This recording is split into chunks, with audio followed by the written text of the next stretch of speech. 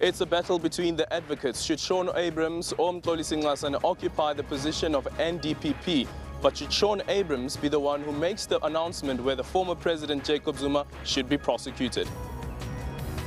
The latest arrest comes after the suspect was taken in for questioning and later went to point out at the Mangoba Seven Angels Ministry Church where a firearm was recovered in the toilet. He has been charged with unlawful possession of a firearm. He's expected to appear in court tomorrow. And former SAA board chairperson Dudu Myeni expected to face tough questions when she appears before the parliamentary inquiry into Eskom. We're fortunate to have seen a game of theirs and very organized, very organized in defense and lots of energy. So we need to have lots of energy and also be organized ourselves. Banyana and new permanent coach Desiree Ellis are set for a trial by fire as they face Slovakia in the Cyprus Cup today. A very good morning and welcome to Newsroom. I am Alicia Nhlanhla and we bring you this live broadcast from SABC Auckland Park Studios here in Johannesburg. Well, lots coming up between now and 12 p.m, including, of course, the reaction on the motion on land and your views on the top stories of the day, as well as news from the continent. Good morning, Kendall. A very good morning to you, Alicia. There's lots to cover. We're all looking forward to see how Banyana are going to do out in Cyprus, and we'll also be making sure that we bring you exactly what's happening in the PSL. So be sure to stay with us. We'll be back with highlights just before 9:30.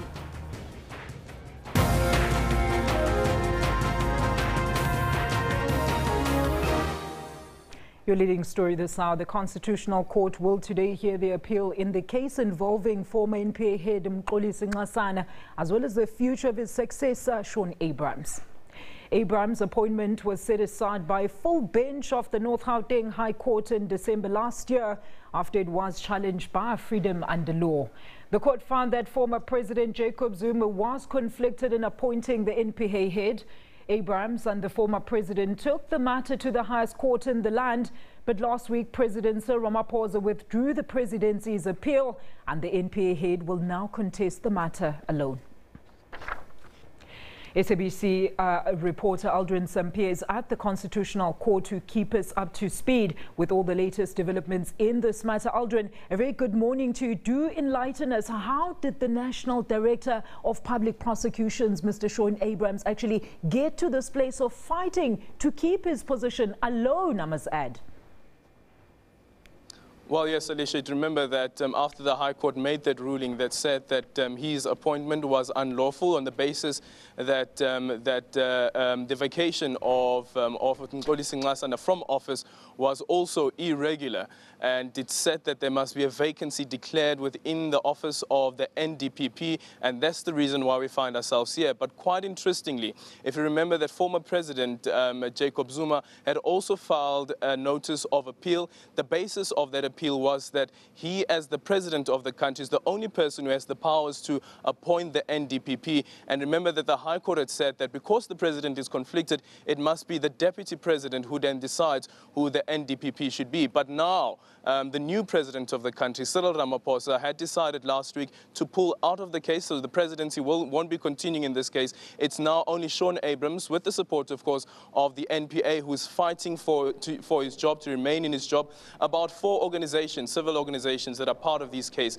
3 of them are saying that Shaun Abrams is not the suitable person, or actually all 4 of them are saying Shaun Abrams is not suitable for this position, while 3 are saying that Mxolisi Nxasana should be the one who reoccupies that position. Let me just quickly bring in the former NPA spokesperson, Makosi Nkunkosi, just to speak about President Ramaphosa also pulling out. This actually means that the president himself does not have confidence in the current NDPP. Look, I think in all fairness, I don't think there was any merit in President Zuma challenging this decision. Of course, he would have wanted to challenge challenge it given that he himself had a vested interest on a personal level in who is the National Director of Public Prosecutions. Again, if we go back to what Mxolisi Nxasana alleges, that President Zuma was worried that Mxolisi Nxasana was going to charge the president. So that's a personal interest and not an interest, it's not public interest, as it were. So if you look at all of that, of all the things that have happened, one can't help but think that I think what would be the best solution is that we start on a clean slate. We allow the new president of the republic to appoint a national director of public prosecutions who meets these requirements, who is not tainted. And again, I think another conversation that at some point we'll need to have is what was the thinking behind those, what was the thinking behind the appointment of the national director of public prosecutions and him being given a 10-year term that is unrenewable. If you look at it, it would coincide with the maximum term limits that a president can appoint.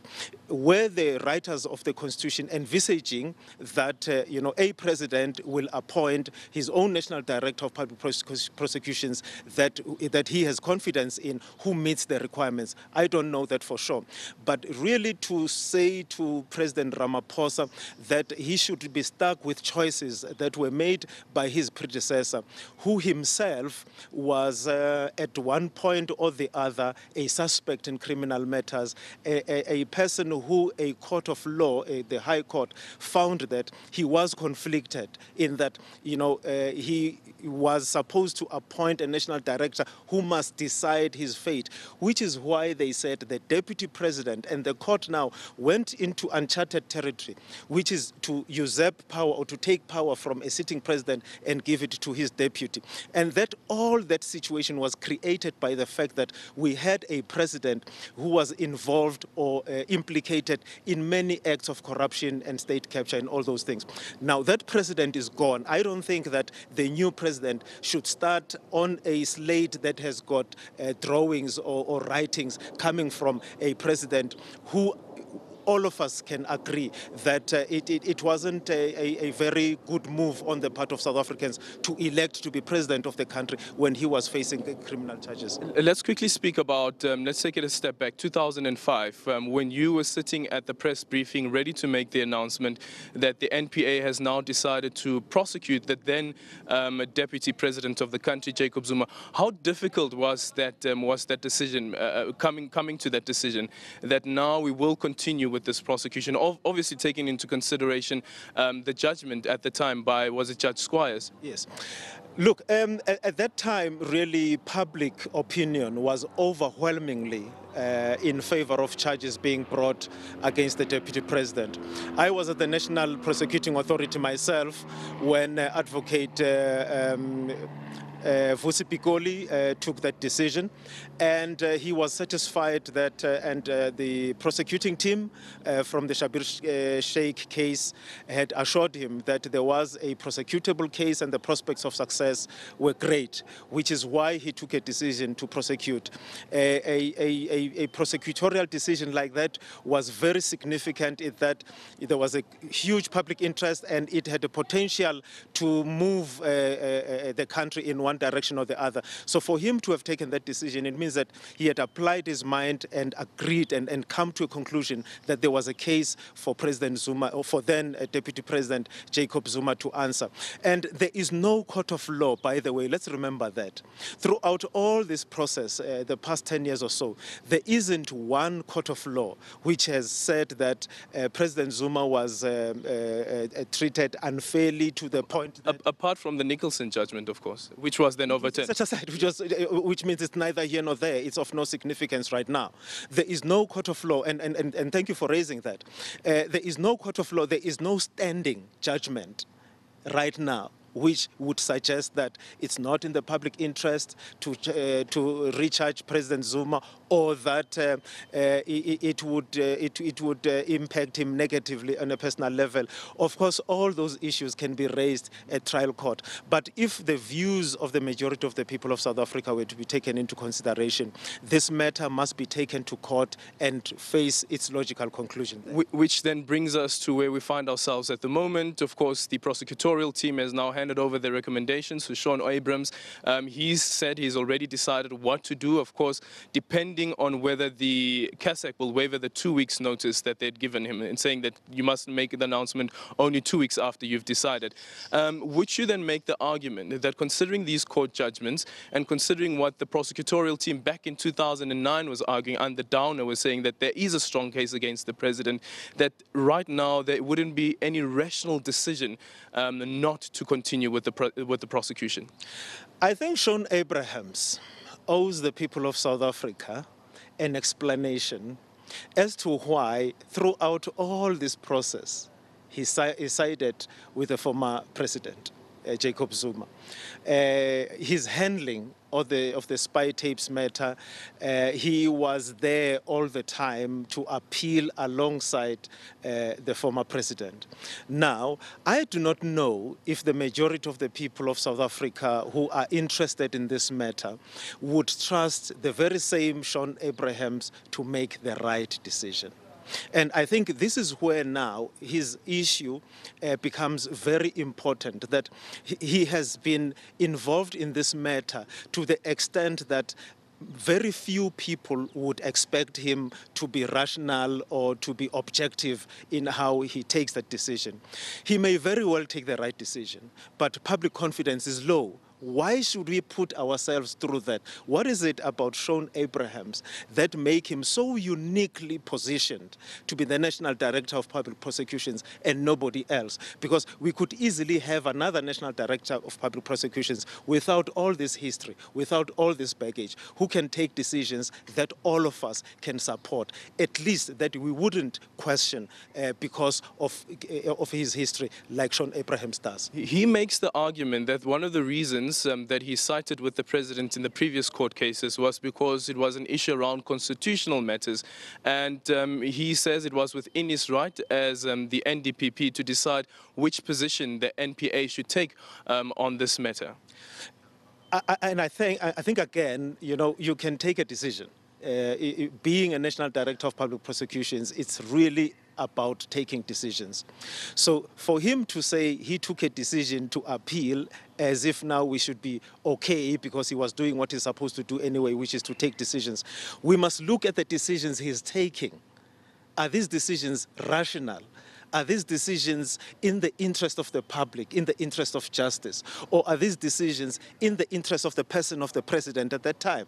And I think if we look at those decisions and how he took them, it would be very difficult to argue that he was an impartial and independent executor of his mandate. Can we then make the same argument with Mxolisi Nxasana as well? Because when the spy tape saga started, I think that he had just been appointed as the head of the NPA. He says that there was a ploy, that was Advocate Jiba as well as Mkhwebi, who were ploying and were tricking him and trying to told the president, then the President Jacob Zuma, that this man is trying to recharge you, and that's the reason why he found himself outside of the NPA. Again, again, you see, we are in this situation that we are in the conundrum that we are in, because we had a president who had a personal interest, not public interest, not interest in his capacity as head of state, in his own personal capacity. He had an interest in the decisions that were being taken by the NPA, and he appointed people into the NPA. So I think if we want to start on a clean slate, I do not think that, Shaun Abrahams is the person to take the country forward as the National Director of Public Prosecutions. Perhaps less so, Mxolisi Nxasana also is not, I don't think that he's the right person if public confidence is an issue at all. I don't think that he should be the person to take the National Prosecuting Authority forward. I think what we would need to do is for the President of the Republic, President Cyril Ramaphosa, to look inside the NPA and outside the NPA and see which man or woman is of unimpeachable integrity, fit and proper to be the national director, who qualifies, and appoint that person, and we start anew. So I think this process really that we are having here, that to say, you know, because although he accepted the payment that he was being given, but he did shine the light on certain things that were taking place inside the NPA, therefore he's the right person to take us forward. I don't think so. But if you could allow me, Aldrin, to make a point, the organization that I represent, the Nation's Voice, through Ask Africa, conducted a survey together with the University of Pretoria, which found that the NPA under Shaun Abrahams is at its lowest in terms of public confidence. Three institutions that the people of South Africa pointed as the institution that they have least confidence in, that they thought were in one way or the other involved in corruption and state capture, was the President of the Republic himself, it was the government of the Republic of South Africa, it was the South African Police, and the National Prosecuting Authority. Now, if you look at the National Prosecuting Authority, for instance, 15, 20 years ago, the public confidence in it was at its highest. People had trust in the Scorpions, people had trust in the Asset Forfeiture Unit and the NPA broadly. That trust has gone down now precisely because of people like Shaun Abrahams. And if we are to have a conversation about how we restore the confidence of the public and the image and the reputation of the National Prosecuting Authority, none of the players that we are about here today should be leading the National Prosecuting Authority. Well, thank you so much. The former spokesperson of the NPA, Makosi Nkosi, giving us some sort of a background to this case that has been going on for many years. And quite important, though, is this case is also about the restoration of confidence in the NPA from the public's point of view. But what happens with the decision that has already been taken by the NPA on whether or not to prosecute former President Jacob Zuma? All those details will come just after 10 o'clock when the courtroom sits. All right, and Aldrin, just to add on that, I mean, what does the court case today, I mean, does it have any bearing or effect on Shaun Abrahams, on that decision on whether or not to charge or prosecute President Jacob Zuma? Does it matter after today's court case? Well, it does, because if you look at the court papers that have been filed by CASAC is quite clear. They say that Shaun Abrahams should not be the person who decides, who makes the final decision on whether the former President Jacob Zuma should be prosecuted. They say that someone else must make that decision. And that's the crux of the matter here as well. But already as it stands, we know that Shaun Abrahams has already taken a decision whether or not to prosecute President Jacob Zuma. Of course, former President Jacob Zuma, of course, taking into consideration the recommendations that have been given by the prosecutorial team. And we'll have to wait and see whether this court will say that Shaun Abrahams, considering that he is in office, that the legal standing is that every decision that he has taken before must stand, whether he is taken out of office or he continues. Aldrin, thank you so much for that update. That is our reporter there, Aldrin Sampier, coming to us live from the Constitutional Court, where, of course, the matter looking into Shaun Abrahams as well as Mr. Nxasana will be commencing in a short while. An inquiry into corporate governance at Eskom will continue in Parliament today, with former SAA Chair Dudu Myeni expected to testify. Myeni has been invited to testify after former Eskom board chairperson Zola Tsotsi told the inquiry last year that she introduced him to the former President Jacob Zuma and discussed the suspension of Eskom executives. The committee's chairperson says the committee also needs to ensure it doesn't duplicate the work of an upcoming Judicial Commission of Inquiry into state capture. A National Assembly resolution allowing land expropriation without compensation will now be referred to the Constitutional Review Committee. It is expected to report back to Parliament by the end of August this year. Yesterday, the National Assembly passed a motion which inserts a clause of improving food security. Initially, it was proposed by the EFF with an amendment by the ANC. The motion passed by 241 votes to 83, with the DA, the Freedom Front Plus, COPE and ACDP opposing it. The legal process to expropriate has now been put in motion. 241 members voted for the motion, while 83 voted against it. It will now be referred to Parliament's Constitutional Review Committee to process the amendments and also review Section 25 of the Constitution, which deals with the expropriation of land. The EFF and the ANC were joined by several minority parties in passing the motion and effectively started the emotive process of expropriating land without compensation. We must ensure that we restore the dignity of our people without compensating the criminals who stole our land. Those who continue to protect these crimes are themselves accused of crime, because those who protect crime are criminals themselves. This will be implemented in a way that increases agricultural production, improves food security, and ensure that land is returned to those from whom it was taken. The ANC, the National Freedom Party, the EFF, and the IFP are all in agreement we must expropriate. So what is the delay? There's no need for a debate. Let's go forward. Let's go out there and expropriate. Today, the descendants of those brutal land dispossessors sit here in suits and ties and want to pontificate to us. What nerve, what arrogance. I urge the ruling party to develop a backbone of steel and stop speaking with forked tongues. The issue of land has been with the ruling party since the dawn of democracy. However, they have done nothing so far. But the DA, COPE, FF+, and the ACDP tried hard to push back. They argued strongly against the amendment of the Constitution and that the motion might result in unintended consequences.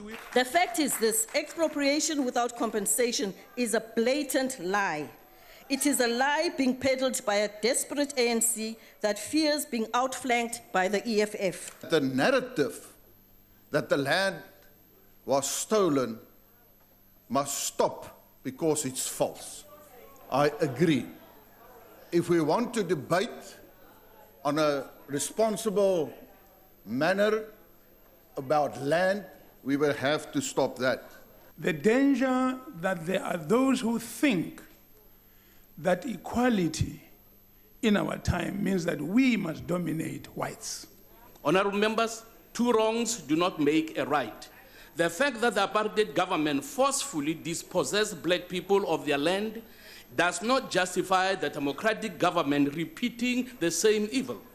Expropriation of land without compensation has historically destabilized economies as it destroys investor confidence and scares foreign investors. It's not clear how long the process of amending the Constitution and the actual implementation of expropriation will take, but those parties who support the idea urge the ruling party to move as speedily as possible. Manilisi Tubase, SABC News, Parliament. All right, and keeping with the theme, here's a question of the day today. We are asking you, how should government ensure that the expropriation of land without compensation does not compromise food security? Do send us your comments at SABC Newsroom, and we'll read your comments when we come back. Do stay tuned.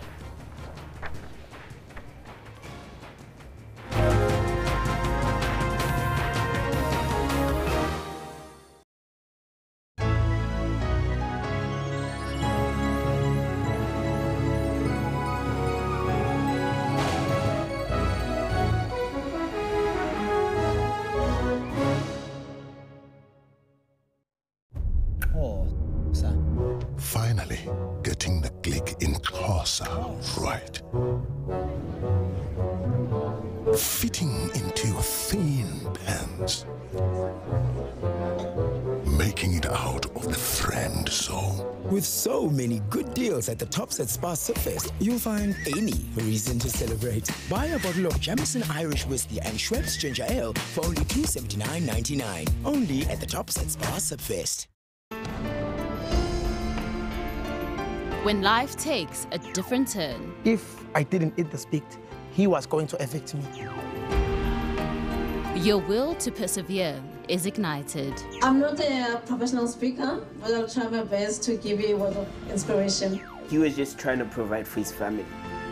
If you can't accept it, change it. If you cannot change it, accept it. And a new story begins. Made a resolve to myself I'm learning something new.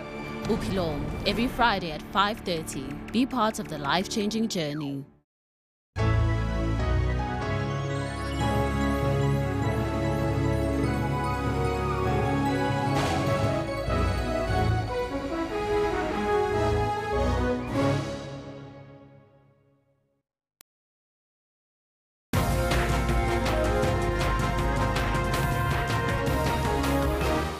You're watching Newsroom. Welcome back. And our question today that we are asking you, how should government ensure that the expropriation of land without compensation does not compromise food security?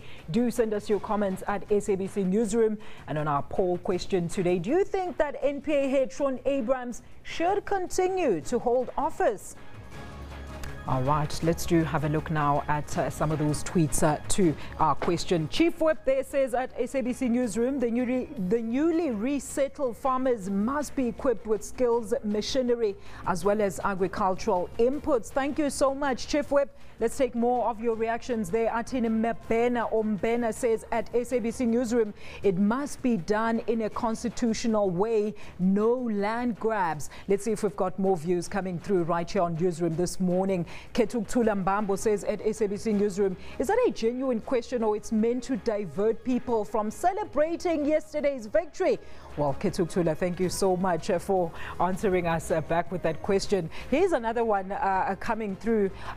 This is our poll question, the results on our poll this morning. SABC Newsroom, do you think the NPA head Shaun Abrahams should continue to hold office? And this is what you have said. 16% are saying yes, 84% saying no, and that is a total of 437 votes that have come in. Let's look at those tweets once again. Atin Mbena, no, he must vacate office with immediate effect. Let's see if there's more views coming in on whether NPA head Shaun Abrahams should stay in office. That is Chief Whip once again saying no, the court has ruled that he must vacate office and so he must go. Let's see if we've got more views coming through on that question. Tabo Quincy Peter says, no, NPA really needs someone who's strong and someone who should not make any friendship with any political leaders. And that's where we can see the power of justice in South Africa. All right, well, let's take a look now at what's happening on our Facebook page. All right, well, today we see that the South African author and lawyer Christine Kunta saying that white supremacy still prevails in higher learning institutions through curriculum, management and the various structures. Then we also see the judgment against former prosecutor and DA MP Glenys Breitenbach, and of course a former attorney is expected to be delivered in the Pretoria Magistrates Court today. And finally there, Nigeria's government on Tuesday saying it had set up a committee to establish how Boko Haram jihadists actually managed to kidnap 110 girls from their school in the country's remote northeast. Simply search for SABC Newsroom on Facebook and follow us, and you can get to interact with us. All right, now let's take a look at some of the front pages from around the continent. Starting in South Africa, the Star reports that hinting at the constitutional delinquency of the previous administration, Chief Justice Mogoeng implored newly appointed ministers and deputy ministers to swear faithfulness to the Republic and obedience to the Constitution. Let's move to Namibia, where the Namibian says an environmental consulting company that is tasked with investigating a plan by the government to construct a new port at Luderitz says a proposal should not be approved because it is a severe threat to the environment and historic sites there. And finally, on our neighbours there, Swaziland, the Swaziland Observer reports that the TV Licenses Consortium yesterday raided some police houses and other homes in the outskirts of Manzini city in search for defaulters that resulted in 6 individuals arrested. Baroka FC humbled Benny McCarthy and his cohort Cape Town City FC with a resounding 2-0 drubbing in the PSL match played last night. What a finish! Sabrina smashes Steffi's record. It's number 23, an iconic number. Serena Williams-Pips cast Tasmania to the Laureate Sportswoman of the Year award as she gets honoured for shattering an 18-year-old record when she took a 7th Australian Open earlier this year.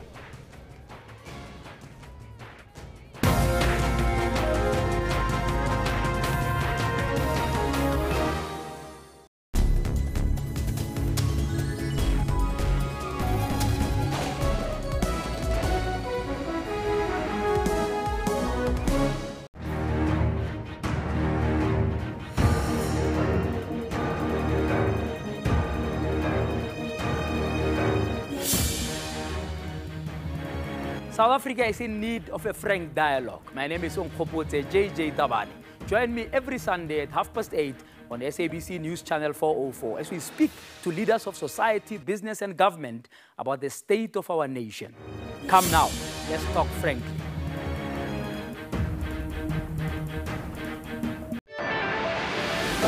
Violence against women, it also talks to such behavior where teachers, instead of educating kids and give them dignity, they strip them of their dignity.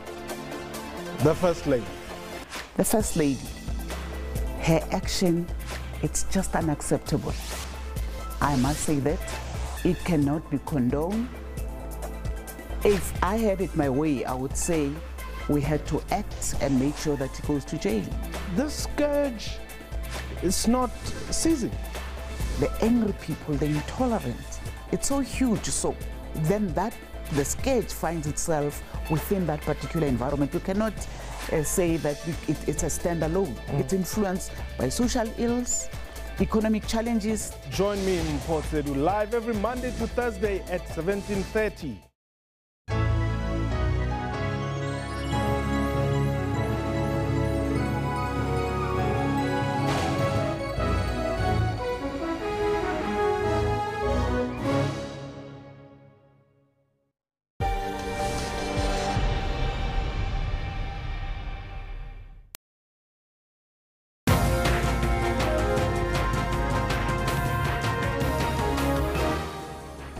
Welcome back. Let's look at your headlines. At exactly 9:31 Central African time, the trial of more than 80 people implicated in a failed coup in 2015 in Burkina Faso enters its second day in the capital, Ouagadougou.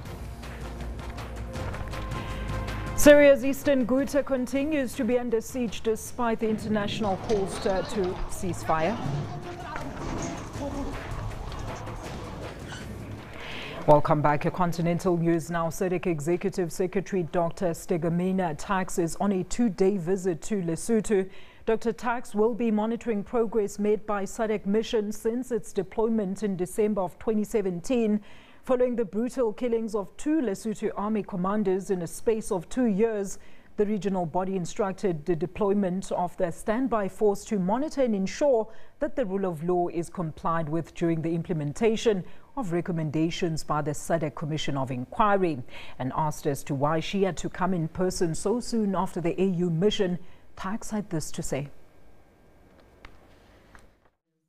Why am I here after African Union mission? I'm here because I love Lesotho so much. And Basutos are my sisters and brothers. That's my first answer to that. But this process is not only about SADC. We have to understand that SADC is a member of the African Union. And when we deal with issues of peace and security, we also involve the continent or the regional, the continent as a whole. So we engaged. We have reached out for African Union to support us in helping our sisters and brothers in Lesotho. They have accepted to do so, and they were here based on our request that please come and help us. So they wanted also to find out what is going on the ground. And they were very impressed that indeed there is progress, but also there is need to continue supporting the Kingdom of Lesotho. Asked whether Cyril Ramaphosa, who is now the president of South Africa, is likely to continue his role as a facilitator to Lesotho. President Ramaphosa, we all agree that he has done a very wonderful job, and he continues he'll continue as now, not only as a facilitator, he's the chairperson of SADC, But those are the issues which need to be looked into. He just assumed presidency a week ago, just a week, so it is too premature now to say whether he will continue, what will follow, but we understand that as we need to discuss and see what is the best way forward. But with or without the president, SADC is here, so be assured that we are here with you. The head of SADC Preventative Mission also applauded the progress made in bridging the gap between a long-standing rivalry between police and military. We have been talking to colleagues and brothers and sisters from LNPS and from LDF and others. They themselves acknowledge that things are peaceful in the country because SAPMIL is around, because SAPMIL is acting as a deterrence for anything that otherwise could have happened in the country. That by itself is a very strong indicator. The solutions that are going to come to this process in Lesotho is not going to come from SADC. It is going to come from the people of Lesotho themselves. And so these delicate balances that we have to draw, the role that political settlements, the role that the justice system, the role that the criminal proceedings and the truth and reconciliation processes are going to take have to be decided by the people of Lesotho themselves. The Kingdom of Lesotho is yet to undertake wholesale reforms. Amongst them will be specific amendments into the constitution, retraining of security sector, relating to LMPS and LDF, with a view of ensuring separation of powers between the army and the police, hopefully to restore lasting peace and security for Lesotho. Rabelang Khatebe, SABC News, Maseo, Lesotho. The trial of more than 80 people implicated in a fell coup in 2015 in Burkina Faso is opened in the capital, Ouagadougou. Chief amongst them are General Gilbert Diendere, accused of masterminding the coup, and former Foreign Minister Jibril Bassol, who's believed to have supported Diendere. They face a variety of charges including treason, undermining state security and murder. The coup was carried out by former President Blaise Compaore's old presidential guard against the transitional government that took power after the veteran leader's fall. After a week of protests against the September 2015 coup, Diendere was forced to hand back power and interim president Michel Kafando was reinstated. The protesters were joined by the army, which attacked the plotters' barracks. Leaders from ECOWAS helped negotiate the end of the coup, during which at least 11 people were killed and 271 injured as the presidential guard crushed protests against the coup. We are waiting for those 31 youths killed during the coup and who are now dead and buried, that they may feel that the nation has not forgotten them, that justice has not forgotten them, that those, like me, who were injured may feel that this sacrifice and this burning patriotic momentum had a sense. All that we are asking for is that we are recognized, that we did our part. The trial is widely seen as a test for democracy in Burkina Faso. A humanitarian pause announced by Russia in Syria's deadly bombardment of eastern Ghouta fell to end violence on Tuesday, with fresh bloodshed and no sign of aid deliveries or residents leaving the besieged enclave. Sifting through what remains of homes and life in eastern Ghouta as one of the most devastating campaigns of Syria's war continues, despite calls for a truce. Residents say government warplanes continued to hit the area near Damascus on Tuesday, as Russia called for a 5-hour ceasefire so a corridor could be opened to evacuate the wounded and let civilians escape. Video uploaded online showed damage purportedly caused the day before. This man asking why civilians are being attacked, asking God to bring an end to the misery. Over 500 people have been killed and thousands injured in a week of fighting in Ghouta, a major target for Syrian President Bashar al-Assad. People in several towns described a brief pause in fighting on Tuesday, but said aerial bombardment quickly resumed. The government accuses rebels of shelling the safe route so people cannot leave. The UN says the ongoing fighting makes it impossible to bring in aid or rescue the wounded. The Security Council has already passed a resolution demanding a 30-day truce. but it's fallen on deaf ears. Russia's plan for a daily halt to the fighting also has its critics. The spokesman for one of the main rebel groups accused Russia of presenting people with an impossible choice: forced displacement or being killed in bombardment or siege. Back to our leading story. The Constitutional Court will today hear arguments into why National Director of Public Prosecutions, Mr. Shaun Abrahams, cannot continue to hold office.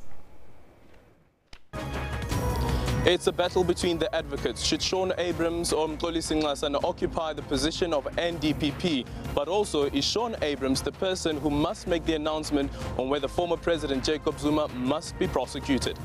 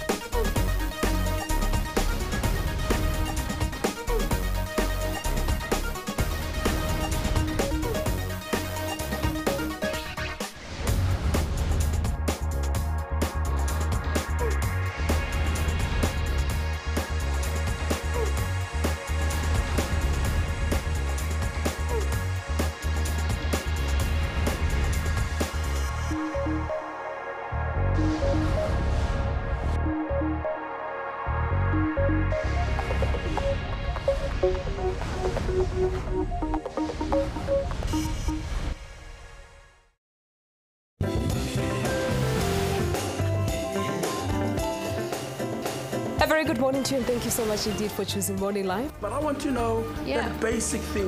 Griselda Lewis, SABC News, in Parktown, Johannesburg. Zimbabwe, Mzondeli Mbeje, SABC News, Luanda, Angola. Let's take a look at your market indicators.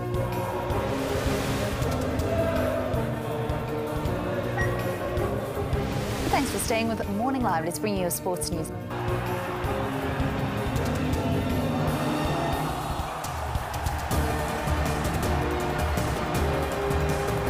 Let's take a look at your satellite image.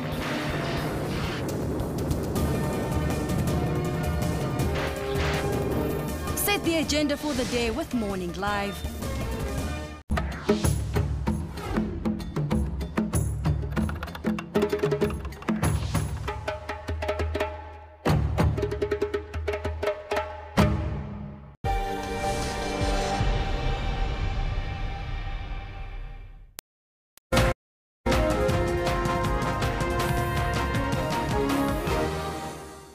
Good morning and welcome back. My name is Kendall Makhamate, and this time for the sports. We start off with a story about how Banyana Banyana will be facing Slovakia in the Cyprus Cup today. What do you expect from Desiree, the coach Desiree Ellis, is a question that we've got for you always in terms of what happens. Signed a pre-contract with Bidvest were the reigning league champions. Of course, Cape Town City suffered a fourth successive loss in the Absolute Premiership after going down 2-0 at the hands of Baroka FC at the Peter Mokaba Stadium last night. City made their intentions clear as early as possible, and it came as no surprise when they hit the woodwork in the second minute. The visitors continued to press hard, but they were soon stunned when Baroka took the lead against a run of play. The Cape side wasted a number of clear-cut chances again in the second half as they continued their slump in form. Baroka did manage to put the result beyond doubt with this goal in the final minute of the match.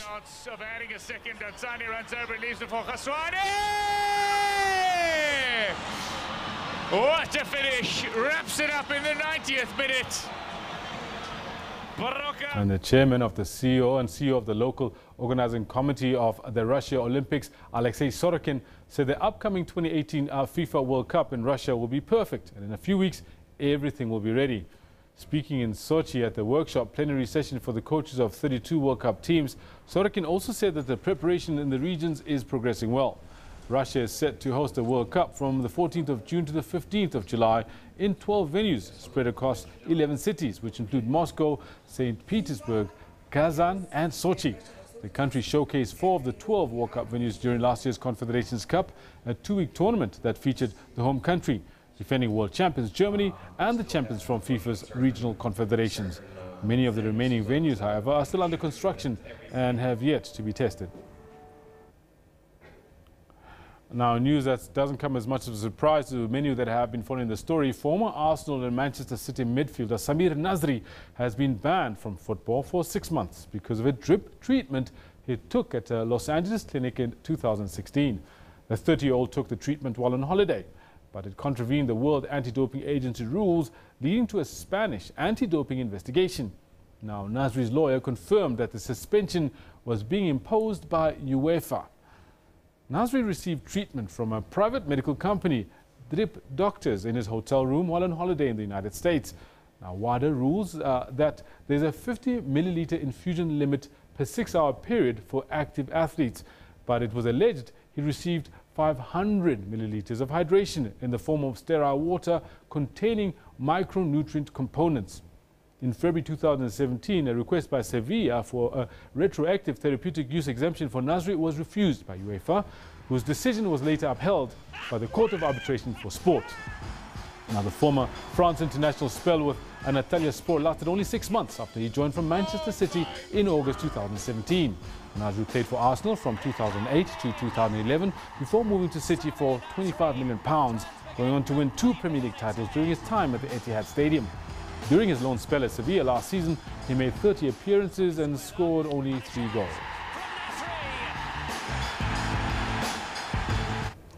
Now, bringing it back to pretty much our story of the day, Banyana Banyana will open the 2018 Cyprus Women's Cup account with a clash against Slovakia today. The two nations meet at Tassos Markos Stadium in Paralimi, Cyprus at 1 o'clock today. Their next fixtures against Hungary on Friday, with the last group stage clash with Korea DPR on Monday. The South Africans arrived in country on Sunday. Experience, but there's a lot of young players that have raised their hands and throwing around some, combinations and everything else. We saw from the Sweden game the combinations that we had and the newer players coming in, and it always makes the coach's job very difficult when players raise their hands and behave like about 80% or so, and we'll sit down again and get the right mix. And with regards to Slovakia, we're fortunate to have seen a game of theirs, and very organized, very organized in defense, and lots of energy. So we need to have lots of energy and also be organized ourselves. It's a tournament that we have played before, and obviously with some of the players that are fairly new into the team, it is their first trip into Cyprus. So I think they're also going to have a feel of what it feels like playing international tournament 2 days after a game, 2 days after one another. But Slovakia, we really don't know much about. We've never played them before, as well as Hungary, that we will play in our second match. But I think for us as a team, we just need to go out there and try and give our best, give what we have learned throughout the week in camp, and try and get a good result from it moving forward. Now, we started off this particular bulletin asking you that sports question just to prep you for it again, give you time to respond. Now, the new permanent coach, Banyana Banyanas at least, and Desiree Ellis are set for a trial by fire, and they face Slovakia in the Cyprus Cup today. So we want to find out from you, what do you expect from the head coach Desiree Ellis today? A couple of tweets have come in already. Desmond Malapane reckons good luck to Banyana Banyana, and I'm wishing them only the best. That one's from Desmond Malapane. Comrade Tebo Machapa says, let's wait and see if Desiree will make it. Yeah, absolutely. People are waiting to see what happens with Banyana Banyana and Desiree Ellis in the Cyprus Cup. Now, the 2015 World Championships bronze medalist Anaso Chobodwana believes competing in the inaugural Athletics Grand Prix series will give athletes a chance to fine-tune ahead of the Gold Coast Commonwealth Games in Australia. Chobodwana, who was included in the country's Commonwealth Games team on Monday, will battle it out in the 200 meters when one of the country's young sprint stars, Clarence Munyai, who happens to be the 2017 World Championships silver medalist, Joshua Cheptegei of Uganda, will also be among the top international athletes who will afford local athletes a chance to test themselves against the world's best. Injuries put paid to Chobodwana's dreams of competing at the 2016 Rio Olympic Games after he became the first South African to break the 20 seconds barrier over 200 meters. This was months after he won a bronze medal at the 2015 Beijing World Championships. The Eastern Cape-born sprinter marked his return to competitive athletics at the weekend, winning the 100 meters race at the Gauteng North Championships in Pretoria. It allows us to get very, very in tune with what we're doing right now so that we can let it rest and let it build for Commonwealth Games. It also shows us where we are, what we need to work on. And obviously from this weekend we saw that by the time we get to a Grand Prix, we're going to be running. So it's really exciting. I've been waiting for this for a while because I've never raced against an national in South Africa, so it would be nice to actually run against the person which I watched when he was in 2012 London Olympics. I watched him on TV, so getting to race against him in South Africa in a big competition like this is actually motivational, and I'm looking forward to it. Ugandan Joshua Cheptegei, who finished second behind multiple Olympic champion Mo Farah in the 10,000 meters final at last year's World Championships in London, will use the platform to better himself. It's good to have such kind of exposure, you know, you do something which is different from what you've been doing. Like now I'm trying to do 1,500 meters, which is different from what I do, because I do 5K and 10K. So by doing this, I believe I'm going to have a perfect speed for the last kick, you know. After the Thursday meeting at the Remedial Stadium in Remedial, the Grand Prix series moves to Pretoria for its next meeting at the Tuks Stadium on the 8th of next month. World 100 meters champion American Justin Gatlin will be the star attraction at Tuks. Pesing Carters, SABC News, Remedial. Now, all of this makes it fitting that I bring you this story, because after going for a while without a sponsor, Athletics South Africa seems to be getting their house in order. ASA, together with local sports marketing agency Stillwater Sports, are proud to welcome Liquid Telecom as the title sponsor of the upcoming Athletics Grand Prix Series. The Liquid Telecom Athletics Grand Prix Series track and field meeting will take place in Johannesburg this Thursday, the 1st of March 2018. That's tomorrow. Now, Tshwane will be the next place on Thursday, the 8th of March, and finally they move to Paarl on Thursday, the 22nd. 1,365,000 rands is the prize money. Now, the managing director of Stillwater spoke to SABC last night. We're massively excited about what's happening in athletics in South Africa at the moment. I think we've had some really world-class stars for quite a few years now, performing at the highest levels on tracks around the world. And I think the Liquid Telecom Athletics Grand Prix Series is the start of the last part of the development of athletics, and that is to create world-class events in South Africa. So we're very excited about it. It's an opportunity for the South African public, spectators and viewers to see our stars compete on home soil, and that's going to be awesome. It's really welcome news for all athletics fans from South Africa, especially since we've been doing so well over the last 4 years. That's where we leave it with the sports. I'll be back with a whole lot more in the next hour. For now, it's time for the weather with Sihle Kunene.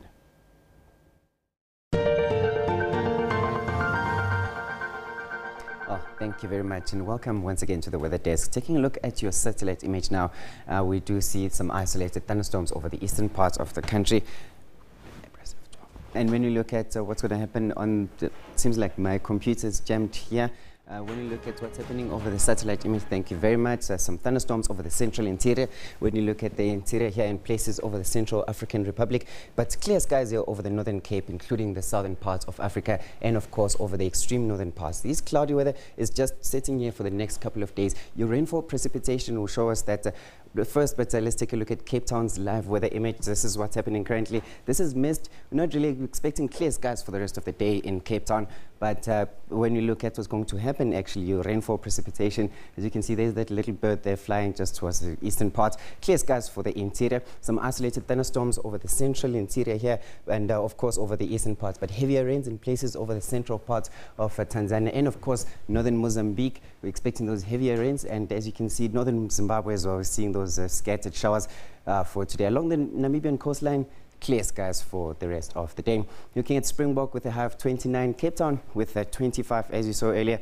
We are seeing just a bit of mist. That's what we're seeing there in Cape Town, but it will clear for the first part of the day. Over the central interior, isolated thunderstorms from DR in towards Bloemfontein, and of course Pretoria, which is peaking at 28 today. While looking at just the low veld, we're seeing a high of 29 there in Mbombela. Further north, we're still seeing those thunderstorms in places like Serowe at a high of 28, while Gaborone in the southern parts of Botswana is at 31 degrees.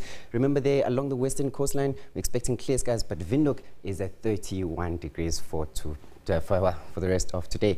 Some isolated thunderstorms expected across the whole of Madagascar with a high of 32 in Mahajanga, while as we move towards the Central African Republic, we are expecting to see here in places like Rwanda some isolated thunderstorms once again in Kigali, and Kilimanjaro expecting a high of 35 degrees Celsius for today. Over the western parts though, expecting some heavier rains in places like Brazzaville and Kinshasa with mild temperatures of about 28, while in the Central African Republic, hotter temperatures with a high of 33, but that storm cluster is moving towards the Central African Republic, especially the southern parts, leaving behind clear skies here in places in the northern parts. But we do see some rains here along the western continent. They're developing here over the interior and then moving towards the coastal areas, and of course over the northern parts. We're seeing a tighter gradient of a tighter pressure gradient there. You can expect some stronger winds in those areas, so do be careful of those. Hot temperatures in Sudan, Khartoum peaking at 40 degrees, while Masava is at 29 degrees, with Juba at 38. Remember here in Juba, we're expecting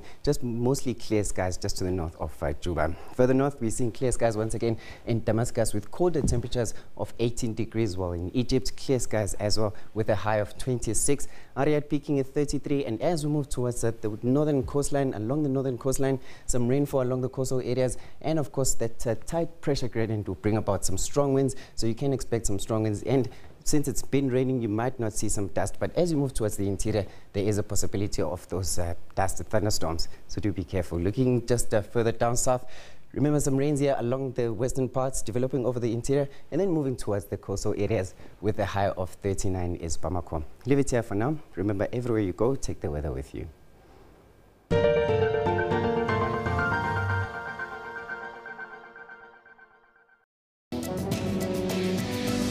Meningitis is a potentially deadly disease that affects more than 1 million people worldwide each year. Well, it's an infection of the lining of the brain and the spinal cord. And it's caused by a variety of bacteria. And also, importantly, with fungal meningitis, there's no transmission from person to person. In South Africa and elsewhere in the world, the ministries of health etc. have recognized this as an important disease to prevent. And vaccines have been introduced into immunization, routine immunization programs. It's really important to prevent, and the best way to prevent is to have people know their HIV status, start antiretroviral treatment as soon as possible. For all your health news, join Health Talk every Saturday from 9 to 10.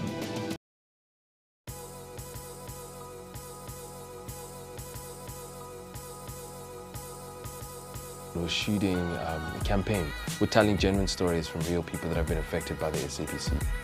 It's also interesting to get the backstory in terms of their dreams to be on screen and eventually getting the pleasure to do that. And understanding that they're communicating on a platform that speaks to millions of people. It speaks to how the SABC can fulfill its mandate. The SABC represents the opportunity for so many young South Africans, for old South Africans, to be able to look at the world that they may not experience any other way. People should continue to pay their TV license because it allows the SABC to bring quality programming. The TV license is really part of the lifeblood of the channel and the corporation. When you're listening to your favorite jams, you're listening to your favorite radio DJ, you must know that you made it possible by paying your TV license. It's such a holistic process that goes into TV licenses. It's not only one part where we say South Africans have to pay for TV licenses. You pay a TV license because you get so much value out of it, and that's the content that you get every single day on the SABC platforms.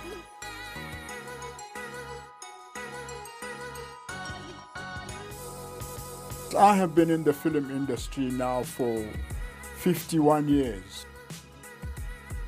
I am quite satisfied with the evolution of television now, that you have got a lot of actors and you have got a lot of crew members. we should also play part of, paying our licenses, because I think it's proper.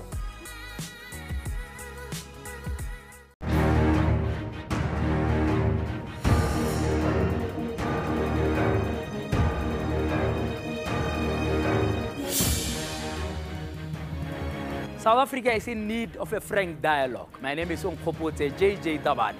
Join me every Sunday at 8:30 on SABC News Channel 404 as we speak to leaders of society, business and government about the state of our nation. Come now, let's talk frankly.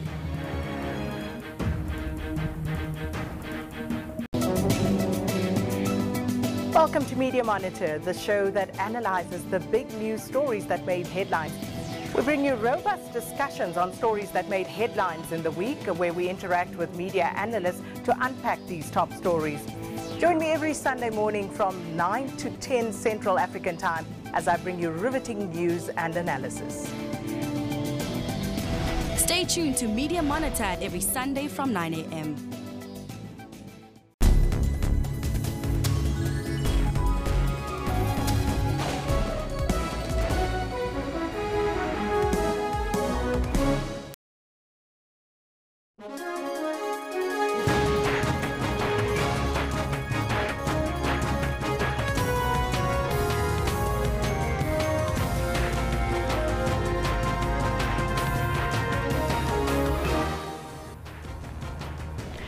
The Constitutional Court to hear arguments on why Shaun Abrahams should not lose his job.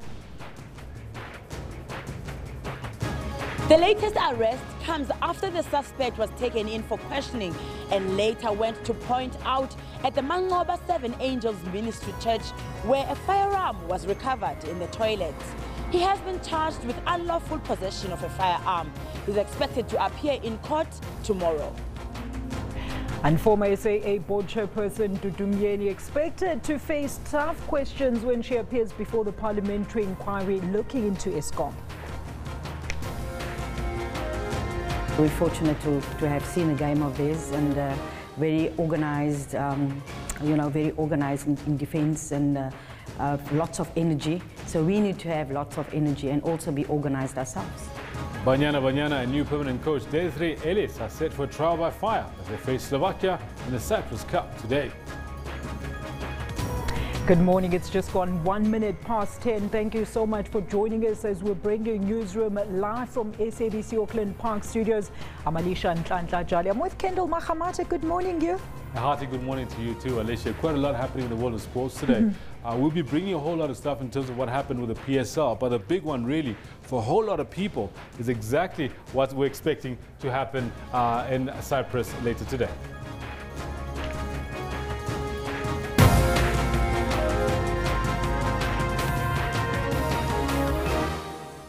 Well, the Constitutional Court will today hear the appeal in the case involving Shaun Abrahams. And of course, let's take you live to the Constitutional Court, where our reporter Aldrin Sampier is there. Aldrin, a very good morning. What do you have for us now?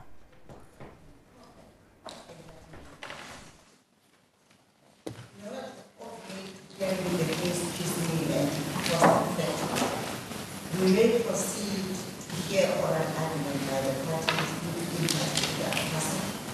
but provide for the filing of written submissions by counsel. Sorry. But provide for the filing of written submissions by counsel who would have been appointed by the Johannesburg Bar after today's hearing of the matter on the question of the constitutional validity. Thank you, my lady. My client has never been a party to that issue, but I know that my learned friend, Mr. Budlander, has considered your ladyship's raising this question. I intimated when we met. He proposes to make submissions on that score. May I start off by simply identifying the issues, and those of them that I will address, my learned friend, Mr. Shaskelson, will address, and those that we do not address. There is firstly our submission that the settlement agreement was unlawful. There is nobody before the court today who disputes that proposition, but the High Court's orders on that score are subject to confirmation, and I will accordingly address that issue, albeit briefly. Second issue is that it's submitted on behalf of the NPA that even if the settlement agreement was unlawful, there was nonetheless an extra statutory voluntary resignation. My learned friend, Mr. Shaskelson, will address that point. The third issue is whether Mr. Abrams should vacate office or be allowed to remain in office. I will submit that he must go. The fourth issue is whether Mr. Nkasana should be reinstated in his position. We will submit that he should be allowed to stay, but we will defer to the argument made on his behalf, which will be the principal argument on that score. The fifth question is whether the High Court was correct in finding that the President Zuma was disqualified from appointing the next NDPP. But that issue has both disappeared because the appeal has been withdrawn and the issue has become moot, so it is simply not before this court. The last issue is the validity of the provisions of the NPA Act under attack by KZAC. It will be addressed by KZAC, and we will not do so. If I may then deal briefly with our submission that the settlement agreement was unlawful and unconstitutional. And we submit that that was so on two grounds. Firstly, because Mr. Nkasana never requested to go, and secondly, because the compensation offered to him to go was impermissible under Section 12 of the NPA Act. Underlying both submissions is firstly the Constitution, Section 179(4), which this court held in the certification judgment guarantees the independence of the prosecution. That principle is given effect to in the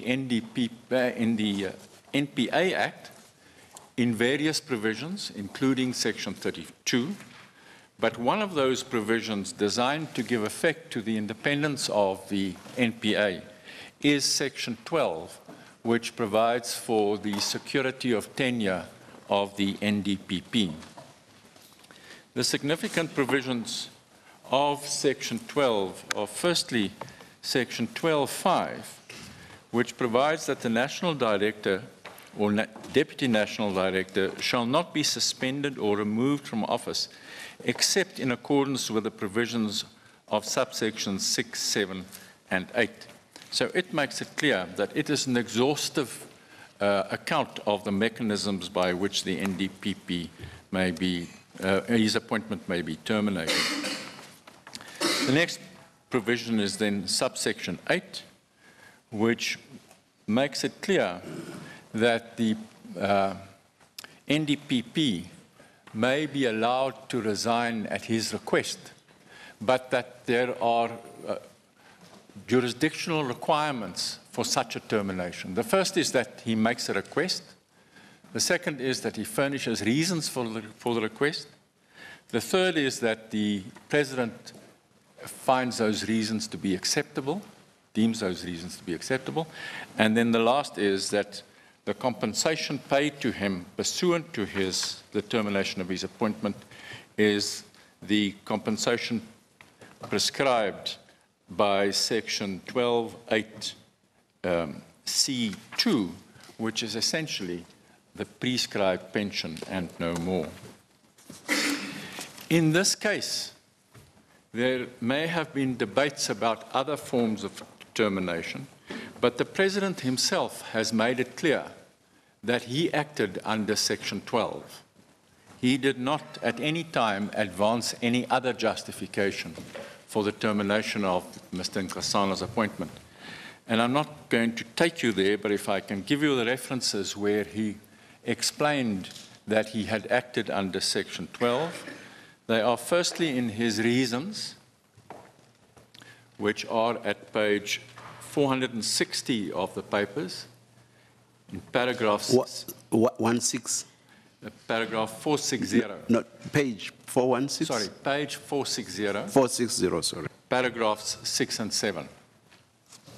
In his answering affidavit, page 526, paragraph 5.1, and also in his answer, page 527, paragraphs 5.5 to 5.12, and lastly, page 539, paragraph 12.7.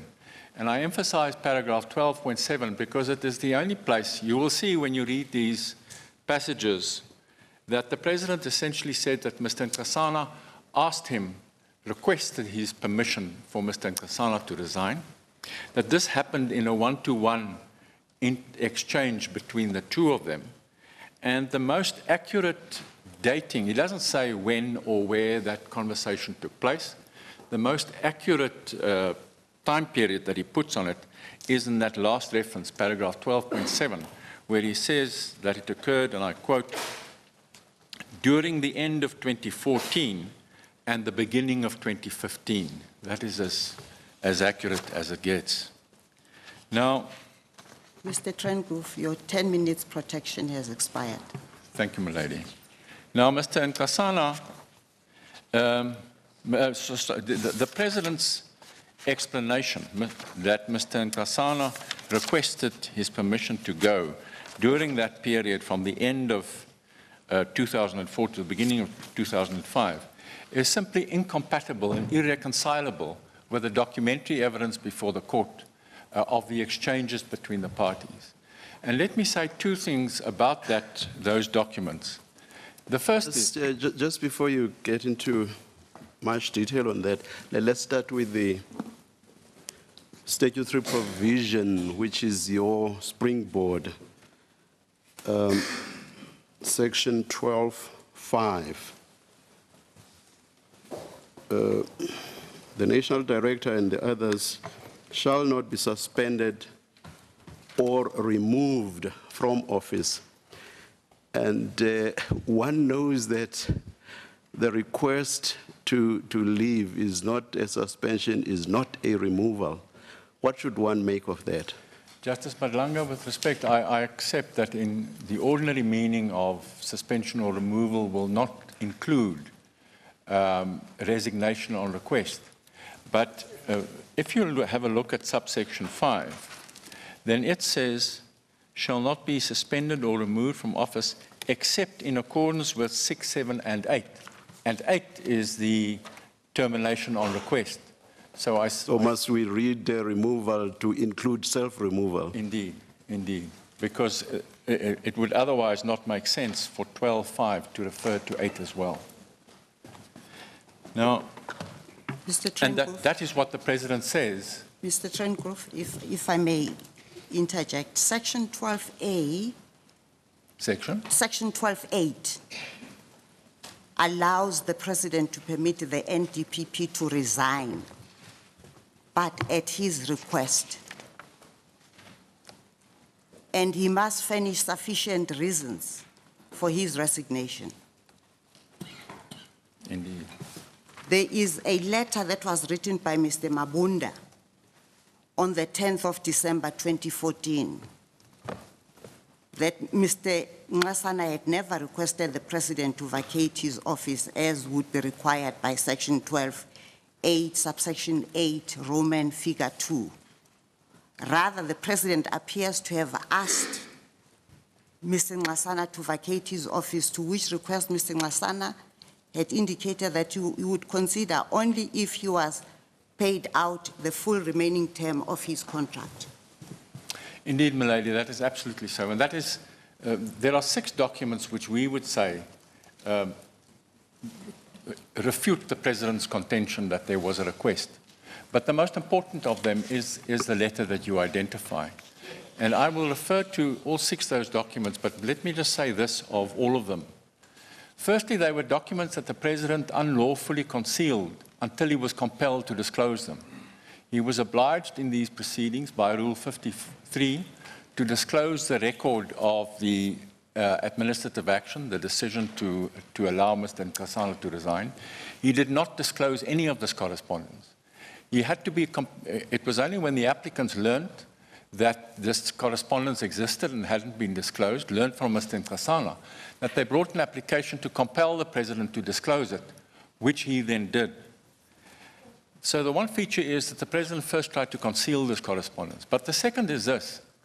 The applicants then filed a second supplementary affidavit in which they dealt with this correspondence and its significance. That affidavit starts at page 627, and they dealt with this newly discovered correspondence from page 642 in paragraphs 38 to 40. And then the significant thing, what did the president do when this damning correspondence was produced? The president didn't respond. He filed an affidavit deposed to by the state attorney, who merely said that he had no knowledge of these matters. So the president never sought to give an innocent explanation for any of this correspondence. And we must therefore accept that the correspondence reflects the true interaction between the parties and not the earlier suggestion of the president that Mr. Nkosana requested to go. The affidavit filed by the state attorney is at page 725. He deals with this correspondence from page 730 in paragraphs 15 to 22, and you will see that all he says is, I have no knowledge. So the correspondence is crucial. Milady, the letter you identified is the most important of them. They are dealt with in our heads of argument from page... Would it be correct that that letter was not initially disclosed by the president? None of this correspondence was initially disclosed. All of this was disclosed only pursuant to the compelling application. We deal with this correspondence in our heads of argument from page 22, but if I may just briefly identify the 6 most crucial of those documents. And the first, milady, is the one we deal with at page 23. Very uncharacteristically, Mr. Trengove, throughout this morning you've been referring to my colleague presiding as your lady. I think it's about the 5th time or so now. I stand chastised, Justice Matlanga and Justice Kampepe. It's well taken, Mr. Trengove. The first of those documents is then the letter from Mr. Mabunda of 10 December, where he made it quite clear that his client did not request to go. The request came from the president, and Mr. Nkosana's response throughout has been that he was not prepared to go unless he was paid the full salary for the remaining 8 years of his appointment. So it manifests everything except a request to go. If you look at the top of page 24 of our heads of argument, he said, it has never been the NDPP's intention to resign from his position since he considers himself to be a fit and proper person.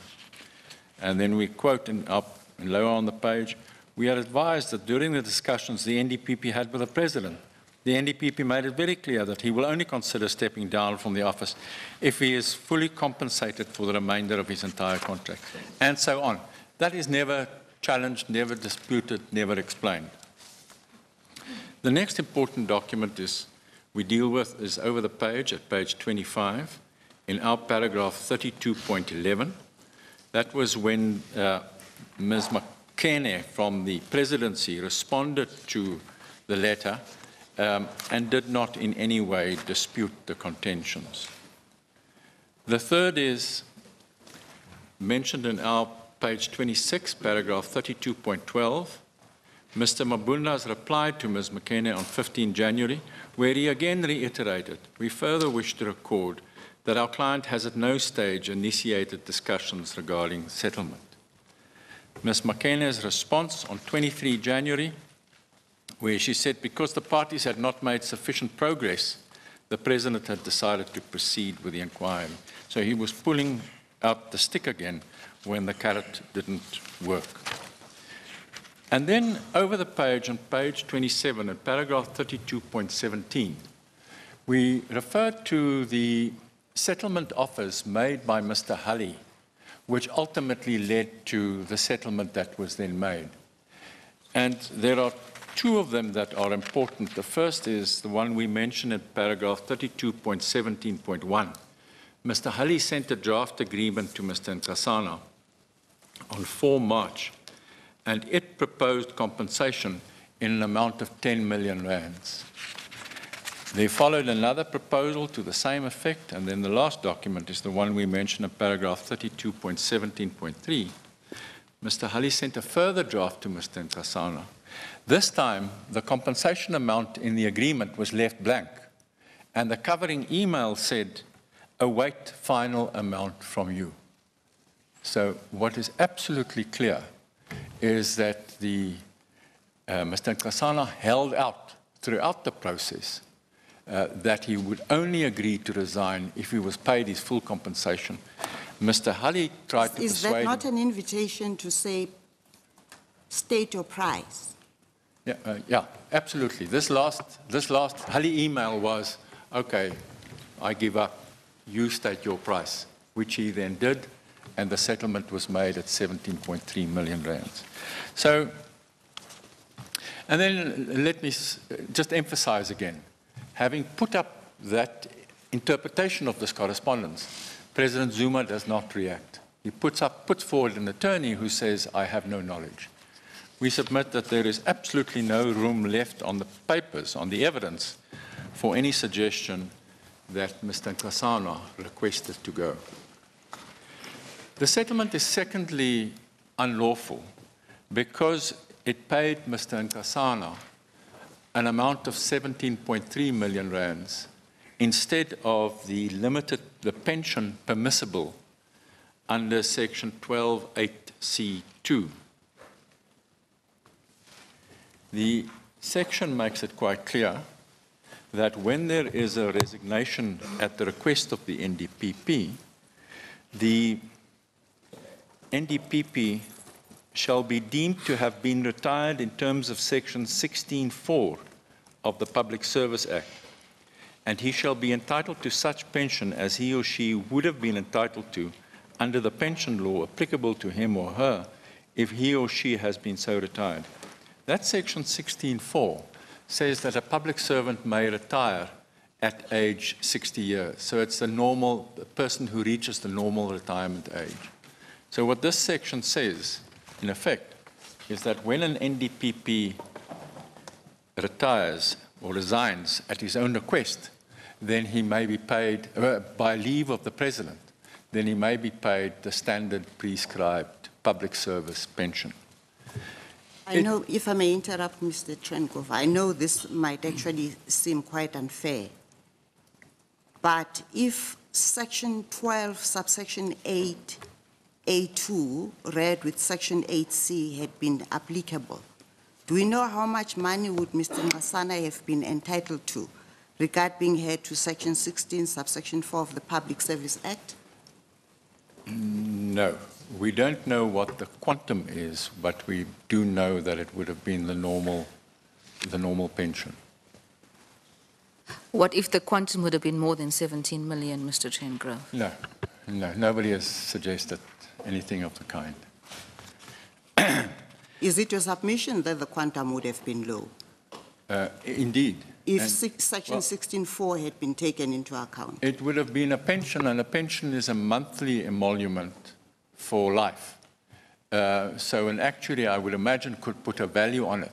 But what it is not is an upfront cash lump sum payment of 17.3 million. It could possibly include a lump sum as well, an initial lump sum followed by monthly payments.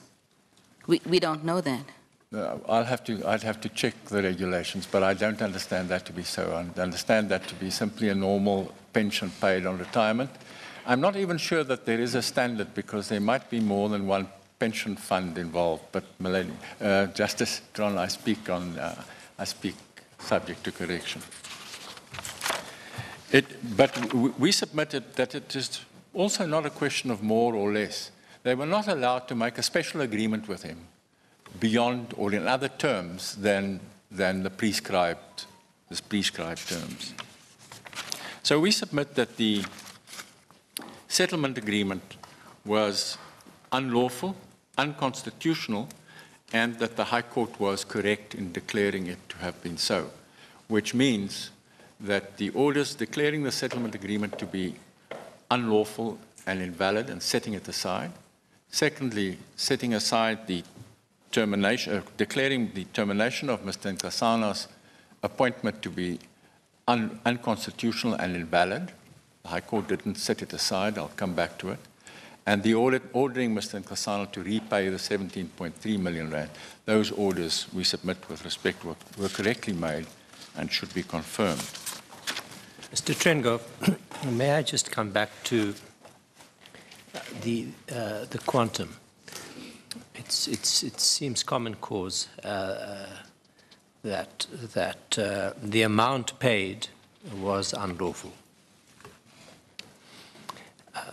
But it seems to me that, subject to submissions from Mr. Chaskelson, that the ordinary remedy for that is to pay the correct amount in terms of 12.8c. And perhaps I should just add, because it deals with the question is relevant to whether the jurisdictional fact for a request was established. In the ordinary cause and the public service, and even in this sort of situation, where, let's assume a president acting bona fide, let's try and wish away some of what's happened here, initiates a conversation with an NDPP and says to the NDPP, look, it seems that there are some difficulties in the employment situation. We don't want to start a whole inquiry against you. But it seems that given the situation that presently exists, is it not an idea for you to consider resigning?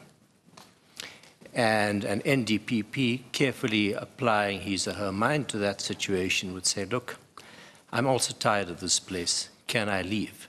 So that would be a process initiated not by the NDPP, but by the President. But ordinarily, it should be quite uncontroversial. And that, on the face of it, then would fall within a request, and the person would ordinarily then be entitled, the NDPP, to what he would be entitled to by law. Nothing more, nothing less. Why is that not the situation here? Well, let me say, my learned friend, Mr. Chaskelson, will address the suggestion that this was a unilateral resignation outside of the parameters of the Act. But may I just say this, Justice Kachalia, the proposition that the conversation may start with the President and not with the NDPP, I absolutely accept. What the section requires, however, crucial to the section, is that the NDPP ultimately goes because he wants to go, not because he's been bullied to go or because he's been seduced to go. Now, in this case, the President tried both. He first tried to bully him by threatening him with a public inquiry into his fitness to hold office.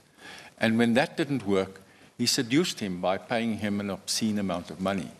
So I entirely accept that I'm not suggesting that that conversation may only start with the NDPP. I entirely accept that there are situations in which a conversation like the one you postulated might persuade the NDPP to ask to go, and that the President then allows him to go and he's paid the pension under the section. That is an innocuous and everyday and a common sense occurrence. But what the constitutional requirement of prosecutorial independence does not permit is that the NDPP is persuaded to go either by unlawful bullying or by unlawful seduction, by paying a large amount of public money. That is where the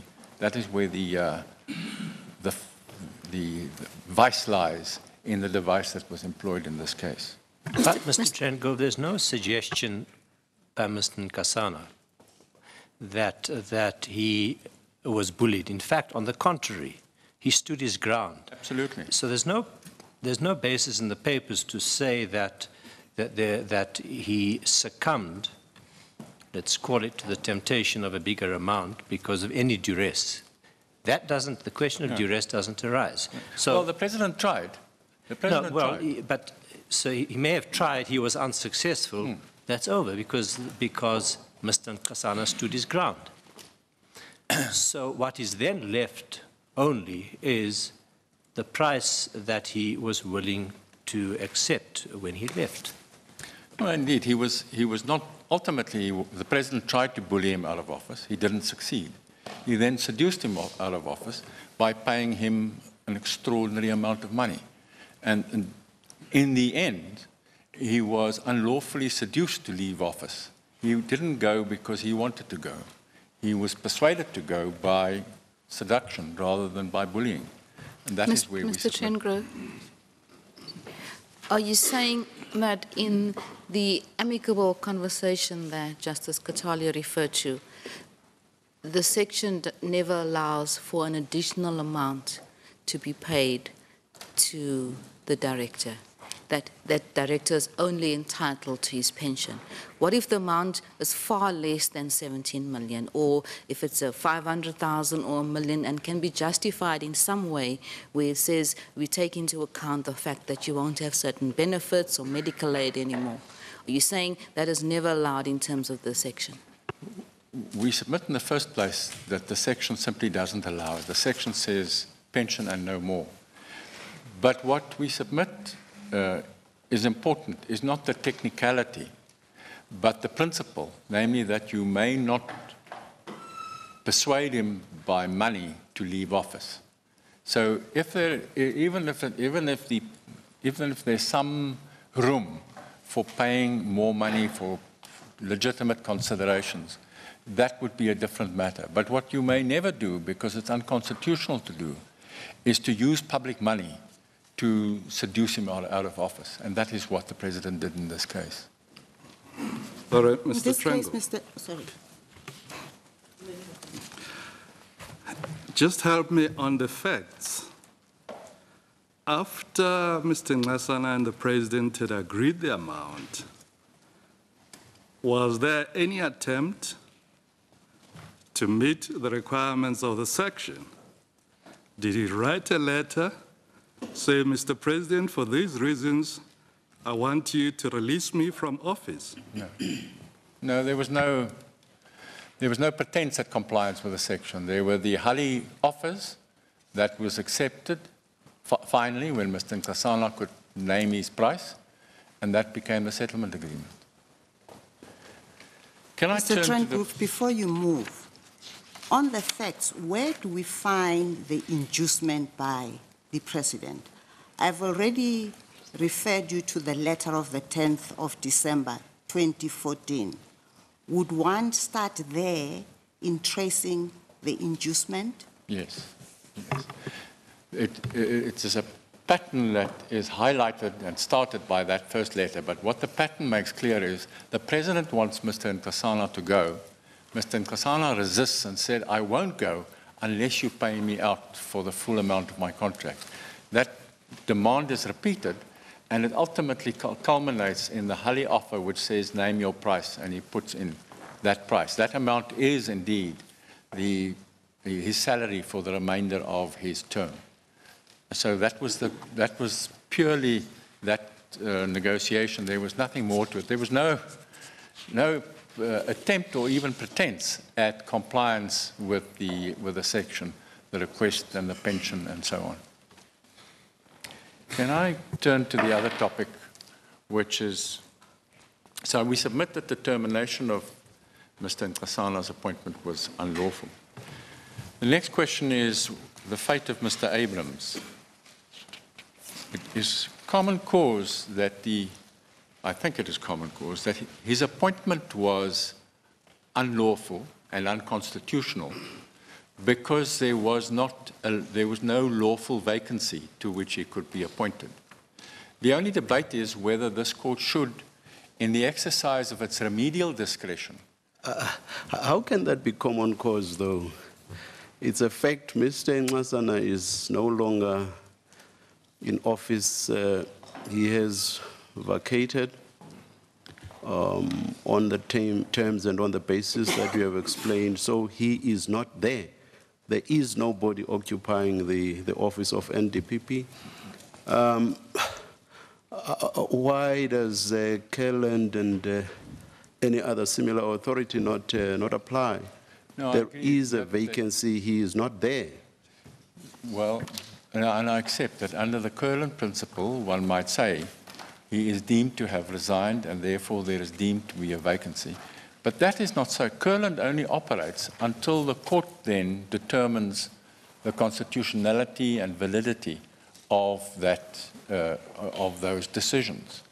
So that once the court determines that the termination of Mr. Nkasana's appointment was unlawful and invalid, then the Curland presumption disappears and one is faced with the reality that there was no lawful vacancy on the, in the office of the NDPP.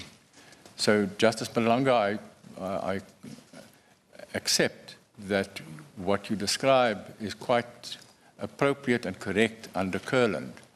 But what are the implications and ramifications of the submission you've just made then? So it should mean, of course, I know you'll then say under 172, this is what we should do or shouldn't do. Yeah. But effectively, it means everything that Mr. Sean Abrams or Advocate Sean Abrams did during his incumbency is unlawful, well, effectively, or not. Let me say, if he, that is why there is a 172, and that is a question that arises whenever the court, for instance, declares a piece of legislation unconstitutional and invalid. It then regulates the impact of that declaration. The consequence would often be, if left unregulated, that it would retrospectively invalidate everything done under the legislation. And that is why the court exercises its remedial discretion not to overturn, in other words, to uphold things done under the legislation. And you will see in this case, the High Court order does so. It says, the mere fact that I have declared Mr. Abrams' appointment invalid does not affect the validity of anything that he's done in his Do you have authority for this proposition, Mr. Trenwolf? If so, what? What's your authority for the proposition that there was no vacancy, based on the fact that a court at some point makes a declaration as of that point that this was unlawful, and then even though as a matter of fact there was actually a vacancy, because of this declaration there was in fact no vacancy. What authority do you have for that proposition? Well, I'm not saying you don't, but please edify me. No, Justice Madlanga, I accept that I don't know of a court case that has ever considered this particular issue. Or perhaps you'll say what I would usually moan deep inside me when arguing a point before a judge, when they say, Mr. Madlanga, what's your authority? I would think inside but not say it out loud. Why can't I be the first one to say it? No, what I certainly don't, it would be presumptuous of me to do. But what I do is to argue on the basis of the general principles this court has accepted on the impact of the unconstitutionality of laws and the exercise of public power. This court held from the early days, adhered to the objective theory of constitutional invalidity, which means that when a court declares a law or administrative action to be unlawful, then unless qualified, that operation is declaratory in nature. It operates retrospectively from the outset. And the law and the administrative action is set aside and is invalidated with full retrospective effect. That is the default rule. It is only under Section 172 that it then has the power, which it frequently exercises, to regulate the impact of its order. But under the doctrine of objective constitutional invalidity, the declaration of invalidity prima facie operates with full retrospective effect. So if you find that the determination of Mr. Nkasana's appointment was unconstitutional and you declare it to be so, then the default position would be that that is that declaration operates with full retrospective effect, which means that there was no lawful vacancy. And let me also say that Sorry, just on that point, Mr. Trengove, would it then be open to us to say that declaration of invalidity of the termination of Mr. Ngasana's tenure, its operation is limited, not to go back to the date on which the decision was taken, which may as well then regulate the later appointment of Mr. Abrams? I submit with respect that the court certainly has the power to do so. What we debate today is how that power should be exercised, but I accept that the court has the power to do so. May I add one further aspect, one further leg to that consideration? Remember, and I'll deal with it a little more fully shortly, but the unlawfulness of the President's conduct lay in the replacement of the NDPP.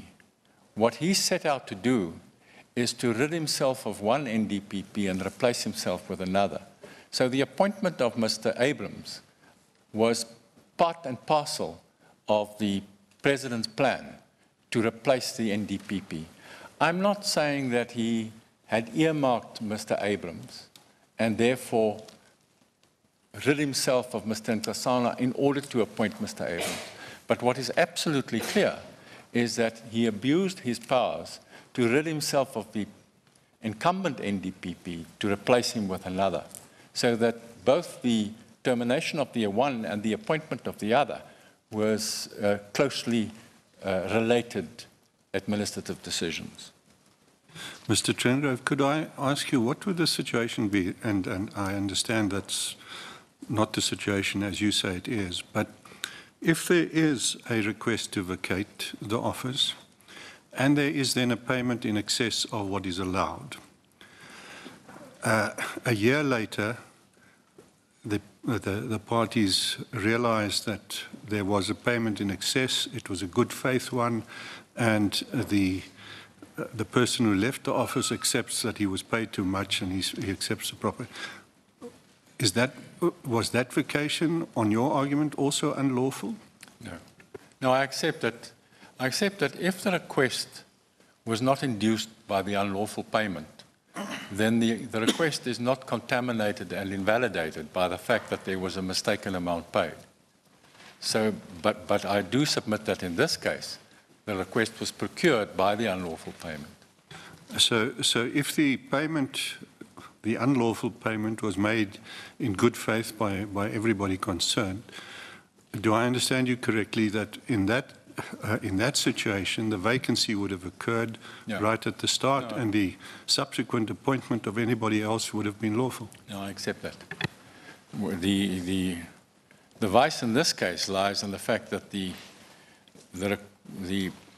agreement to go was procured by the unlawful payment, and that's why the two are tied. But on the facts that you postulate, I accept that a mistaken good faith payment, which departs from the section, doesn't infect and invalidate the agreement to go.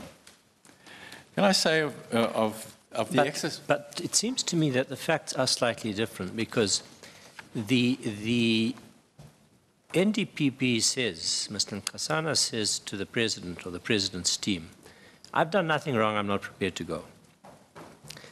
But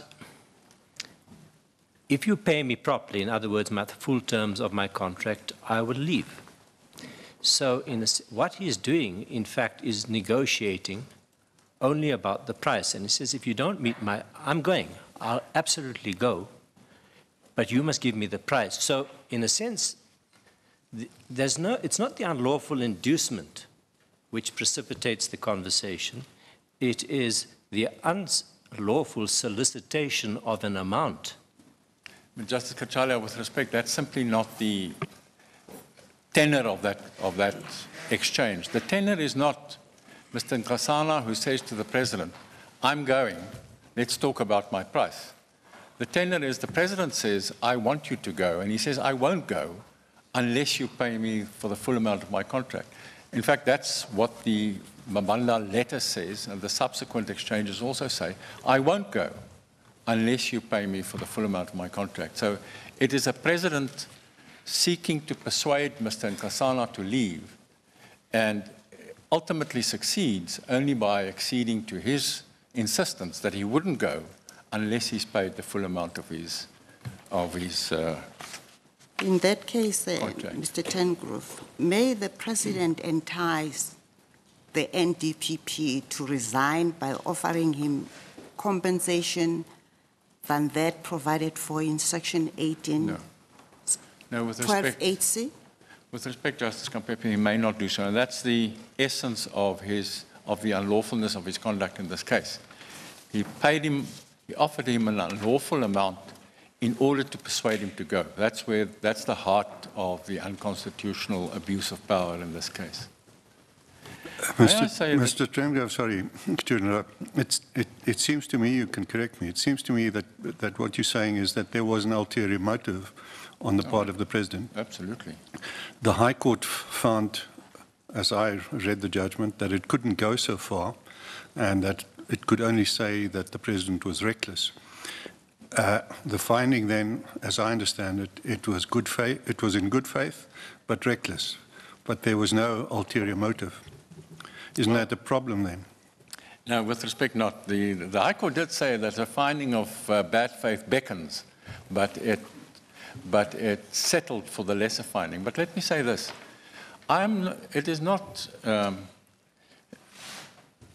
It is immaterial whether the president realized that what he was doing was unconstitutional. But that he knew what he was doing is beyond doubt. What he knew what he was doing was that he was trying to persuade Mr. Nkosana to go. And he knew that what he was doing was to offer Mr. Nkosana increasing amounts of public money in order to persuade him to go. That much the president knew very well. And we submit that conduct in persuading Mr. Nkosana to go by paying him an exorbitant amount of public money, that is unlawful, whether the president realized it was unlawful or not. So I don't know what legal advice the president had, and he may not have thought about these matters, but he knew exactly what he was doing, and what he was doing was blatantly unconstitutional. But there is a difference. If he may do something that is completely unconstitutional, but he may do so not for an ulterior purpose. And so, you know, he may well believe that he's entitled to use public funds to get rid of a problem. He's obviously mistaken in that. The question is whether he's doing that deliberately and consciously. And that, as my colleague points out, that the High Court shied away from that finding. No, but what the High Court shied away from is whether the president appreciated that his conduct was unconstitutional. That seems, with respect, not an important question. He acted with an ulterior purpose in this sense, that he used public money not to pay a resigning NDPP fair compensation in accordance with the law. He used public money for an ulterior purpose, i.e. the unlawful purpose of persuading him to go. And he is not allowed under the Act to pay him compensation for that purpose. That is an ulterior purpose. So it is immaterial whether the president had good legal advice and realized that what he was doing was unconstitutional. What he manifestly did was to use public money to persuade the NDPP to go because he wanted to replace him. That is unlawful, whether the president realized it or not. And is it not correct that, in fact, it was the president himself who said, I am acting in terms of Section 12? That's exactly what he said. He said it again and again and again. He committed himself. That's ex post facto, of course, but that is so. He doesn't make any other case. Can I come to Remedial?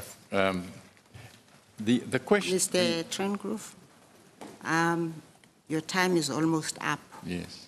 Justice Kampepe, I've been very acutely aware of it. Let me just do it briefly. On the exercise of the court's remedial discretion, this court said in Allpay 2, that's the remedy judgment in Allpay, reported in 2014, volume 4 SA, page 179, at paragraph 30. Logic, general legal principle, the Constitution, and the binding authority of this court all point to a default position that requires the consequences of invalidity to be corrected or reversed where they can no longer be prevented. So the default position is that the unlawful conduct must be corrected or reversed. It is an approach that accords with the rule of law and the principle of legality.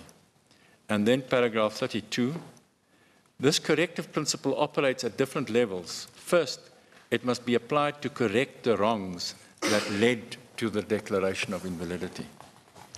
The court must set out to correct the wrongs that led to the declaration of invalidity. What is the wrong in this case? May I suggest that there are at least 5 aspects to the wrong committed by the President in this case. Firstly, he abused his powers to rid himself of one NDPP to replace him with another. That's in itself an abuse. Secondly, by doing so, he violated the constitutional requirement of prosecutorial independence enshrined in both the Constitution and in the NPA Act, Section 12 and Section 32(1)(b) of the NPA Act. Thirdly, he unlawfully used public money to have his way. In the fourth place, he did it all for his personal benefit, to minimize the risk of his prosecution. And fifthly, because he did so in his personal interest, he also violated Section 96(2)(b) of the Constitution. It provides that members of the Cabinet, which includes the President, may not act in a way that is inconsistent with their office or expose themselves to a situation involving the risk of conflict between their official responsibilities and their private interests. Those were the aspects of the wrong committed by the President, and that is the wrong that this court said one should endeavor to set aside. The question is, how best does one set aside this, how best does one address this wrong committed by the President? Submit with respect, you cannot address this wrong while leaving the outcome intact. In other words, you cannot address this wrong by allowing Mr. Abrams to remain in place, because that's exactly what the President sought to do. Any outcome that leaves Mr. Abrams in office of the NDPP would make a mockery of the Constitution, because it would leave in place exactly the outcome that the President sought to achieve.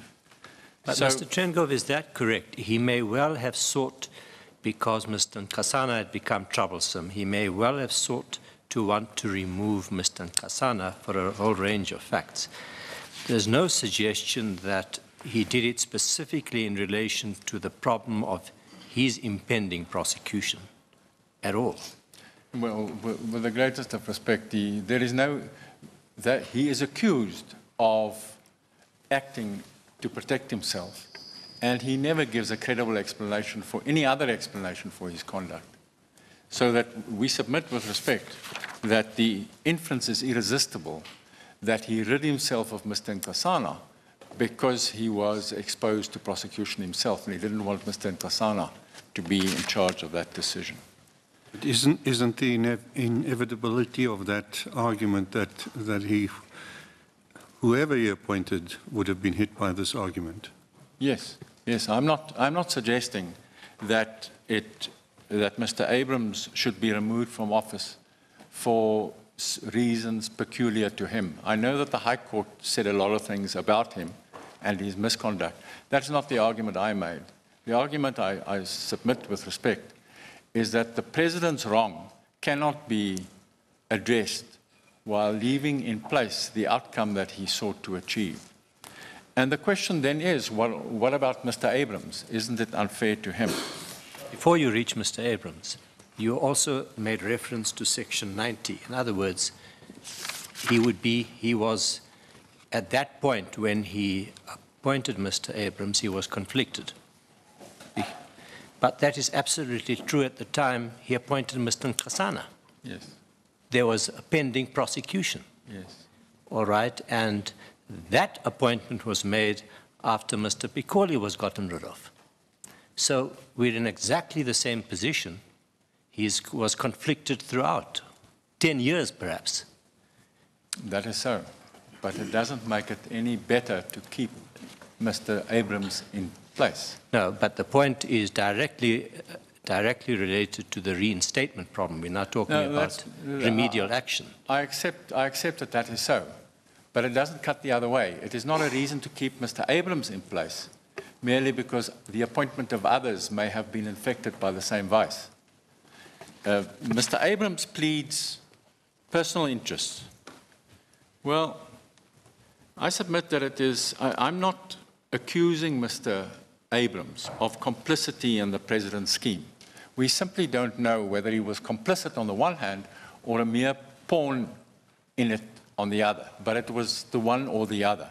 And I will accept that he was merely used by the president to achieve the outcome that he sought to achieve, and that is to replace Mr. Nkasana with somebody else.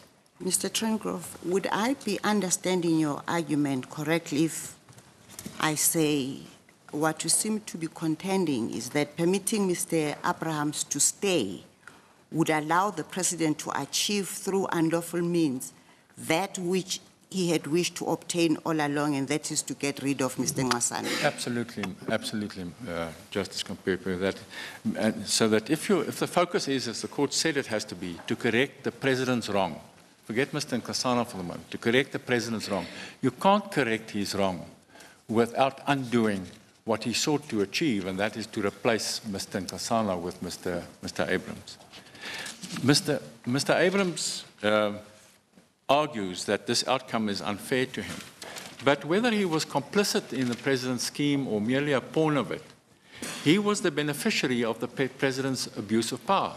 He would not have been appointed NDPP but for the president's abuse on this, in the exercise of this power.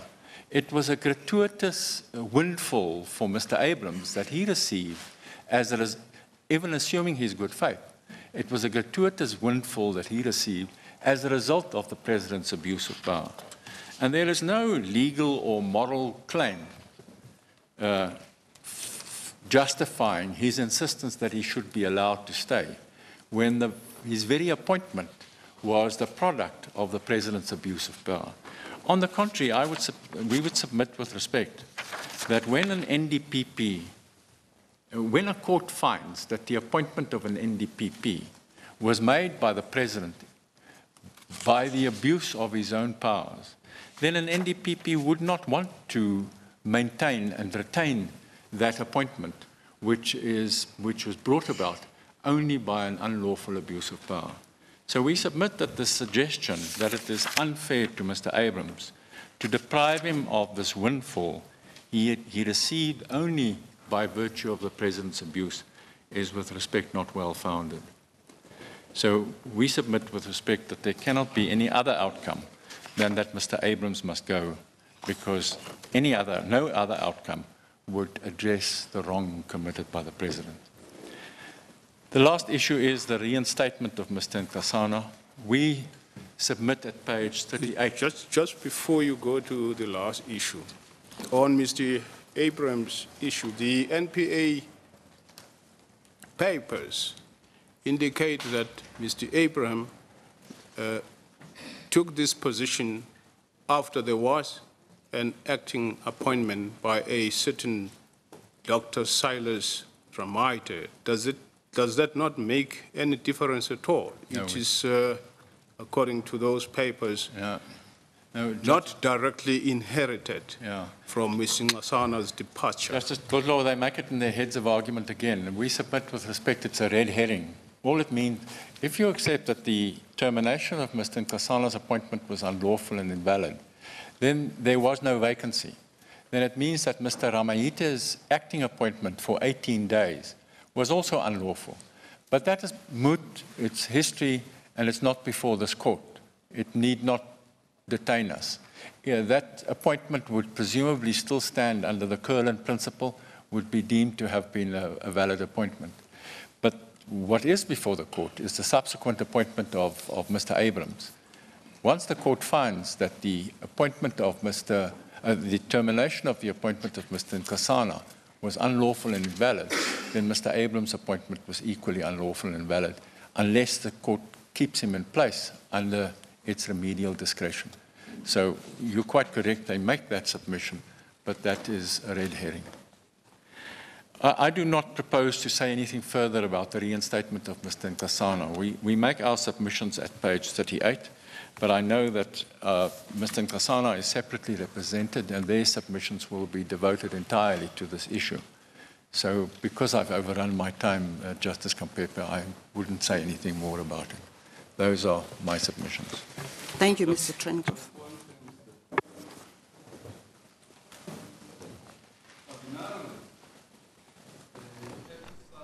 All right, those were live proceedings from the Constitutional Court on the matters of former NPA head Mxolisi Nxasana, as well as the future of Mr. Shaun Abrahams. And those were just heads of arguments on Nxasana's case. And we've just heard that the request for Nxasana to go actually came from the president, as Mr. Nxasana had no intention to resign, even though Section 12, as it was pointed out, does indeed provide for the NDPP to actually resign should the need arise. For whatever reasons, Nxasana only agreed to step down after agreeing that he would be paid his full settlement for the remainder of his term, and that eventually became that big figure of 17 million rand.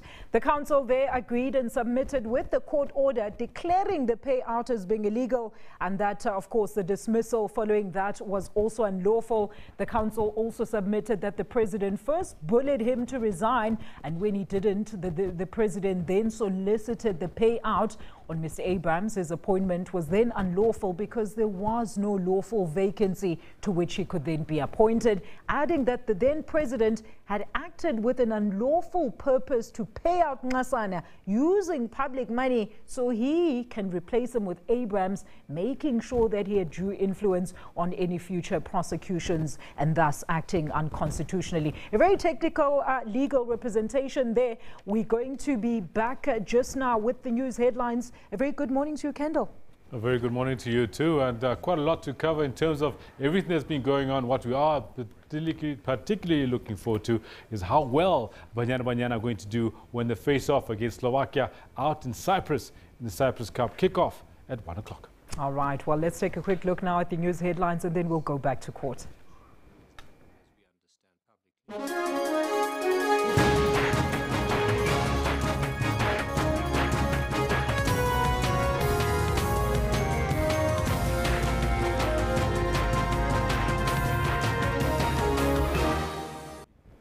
The news headlines. Freedom Mandelo says the former President Jacob Zuma acted illegally when appointing Shaun Abrahams.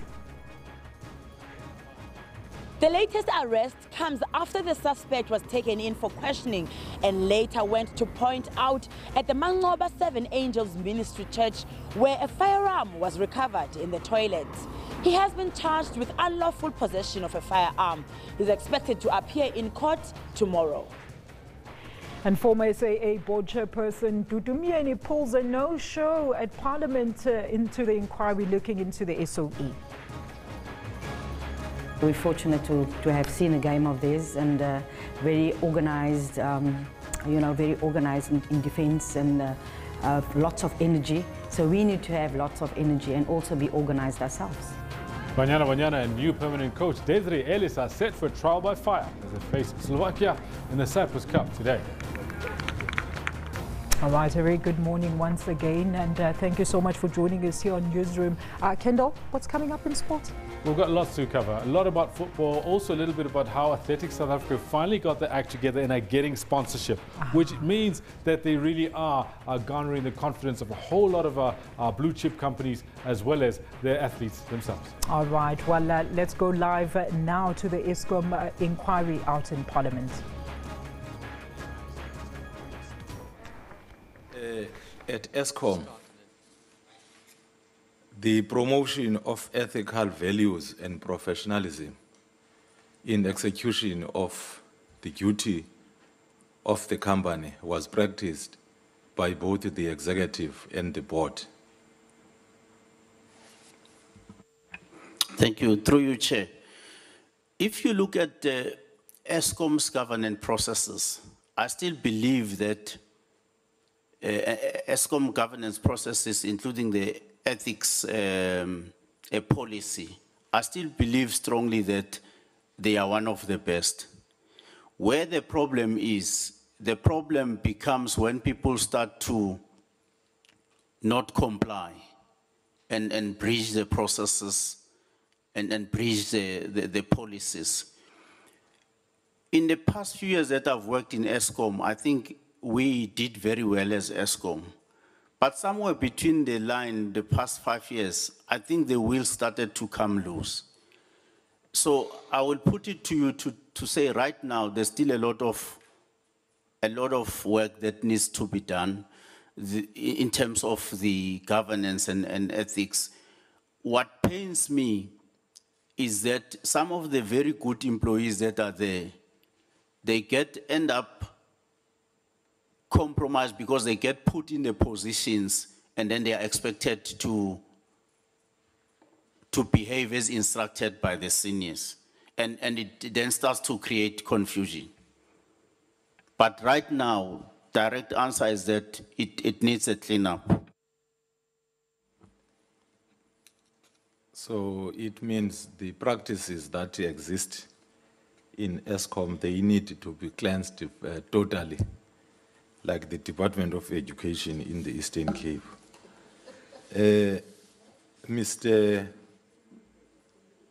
What is taking place at Eskom, the deliberate discharge of duties in a manner that is unconstitutional and lacks will to do the right thing, it's similar to that one that happens in the Department of Education. I'm putting a statement. Mr. Masango, when Mr. Tsotsi was informing you that there are these 4 executives that are going to be shown the door, was he in a state of shivering or was he excited? You know, when one is just informing you about something that he is excited on or he is part of or is the generator or the manufacturer of that, or did he show that I am instructed here, there is this going to happen?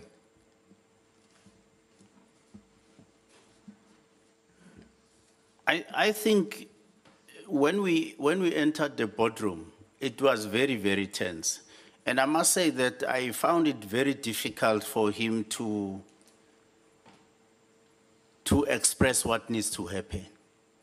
But he insisted that these things must happen because, I mean, to call us to a meeting, I mean, suspending 4 executives and the meeting does not last 10 minutes. Yes. We are not furnished with the details. He says, are you going to help us? It's more of an instruction.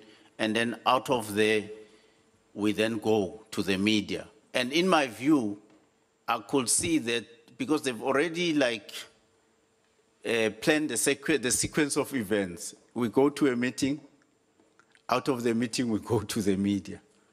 So you could see that this whole thing was supposed to happen. But me knowing Mr. Tsotsi, I don't think he was himself.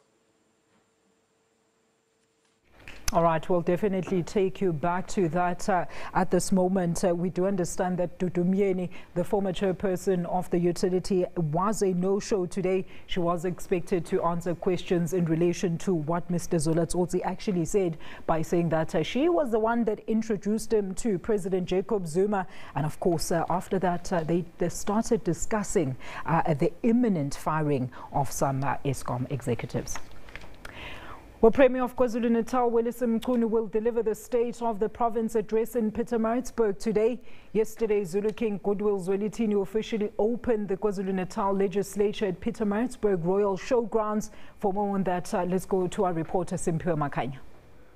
It's all systems go really ahead of the State of the Province address by the Premier of the Province, Mr. Willis Mchunu. Well, earlier on we saw quite a number of guests making their way in, so we are expecting proceedings to start any time from now. And also we understand that the former President of the Republic, Mr. Jacob Zuma, will also be attending this very crucial event for the provincial government. But let me now welcome the leader of the DA here in this particular legislature, Mr. Francois Rogers, to unpack some of the expectations ahead of the delivery of the SOPA. Mr. Rogers, first and foremost, I saw earlier on a number of DA members outside. What are they doing? We feel that the African National Congress and governance in KwaZulu-Natal have neglected the people and have let the people down. Every year we come to the State of the Province address. Every year we hear promises, but at the end of the day, there's very little material difference being made to the people on the ground. So we felt it would be opportune for us to mobilize the people, our people, so that we can say there can be total change in the province of KwaZulu-Natal, but that total change will come through under the Democratic Alliance. Mr. Rogers, let's now dwell much on the SOPA itself. What are your expectations as the DA? Our expectations are exactly what we hear in the past. We'll hear a lot of rhetoric and a lot of talk, but at the end of the day, we don't believe that the African National Congress takes that rhetoric and puts it into action, so that there is a difference on the ground with the people of KwaZulu-Natal. Every year we hear about the education department and how changes will be made. Every year we hear about our health system in the province and how changes need to be made. But all you need to do is go around the province, have a look at our schools, have a look at our health system. I mean, our oncology crisis in the province, people are dying. So, you know, this is all talk, but at the end of the day, we need action. Mr. Rogers, thank you very much for your time. Thank you very much. Due to time constraints, we'll have to stop right there. As you can see, that the proceedings can start now, any time from now. The Premier of the province, Mr. Willis Mchunu, is expected to arrive shortly, together with Isilo, His Majesty Queen Goodwill Zwelithini. But it's back to you in Johannesburg for now. The Northern Cape Premier Sylvia Lucas is expected to deliver her State of the Province address this morning here in Kimberley. But to tell us more about it, since the Northern Cape has been having challenges when it comes to the electricity, when it comes to services to communities. But to hear more about what is it that we can expect, I'm joined by the Speaker of the Legislature, Kenny Muimang. Speaker, can you please explain to us what is it that we can expect at the SONA today, at the SOPA today? As the Northern Cape Legislature, we received correspondence from the Office of the Premier indicating the availability to present the State of the Province address to the people of the Northern Cape Province. And as an institution charged with that responsibility, we have, as a legislature of the Northern Cape, then convene a specific house sitting to create platform for the Premier to address the people of the Northern Cape. Of course, we expect the residents of the Northern Cape to be part and parcel of this joyous mood, particularly given the positive message that is prevailing in the country as a province of the Northern Cape and also as the legislature in particular. We are also part and parcel of that positive mood that is swinging and that is crisscrossing the country.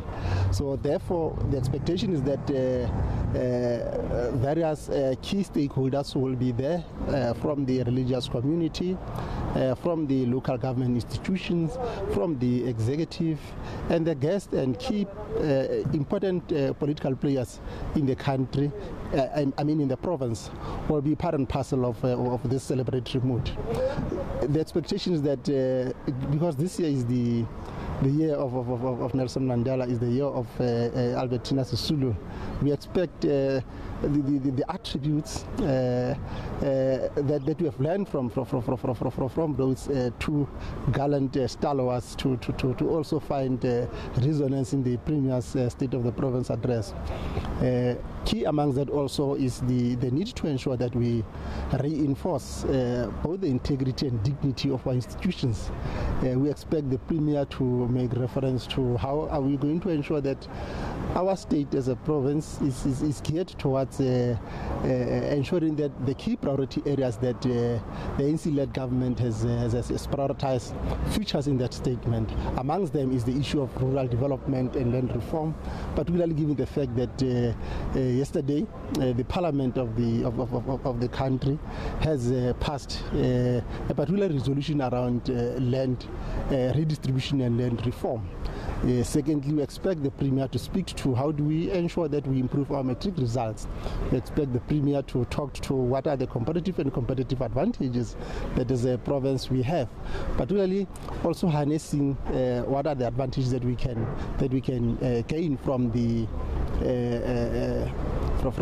mere cut from the SKA. We expect the Premier to talk to what are the opportunities that are there, both in the agricultural sector and also in the mining sector. How do we ensure that the local government institutions are also geared towards addressing our people's lives? And how do we ensure that the issue of corruption is fought? How do we make sure that the issue of the provision of basic services is broadened? Particularly ensuring that the infrastructure massive program unfolds. We expect the Premier to speak to those issues such that we are then able to ensure that also the issue of finances of our provinces take a drastic improvement, because we need to make sure that key bigger departments in our province, including health and education, are able to ensure that they are led to the point where we are then able to ensure that there is stability.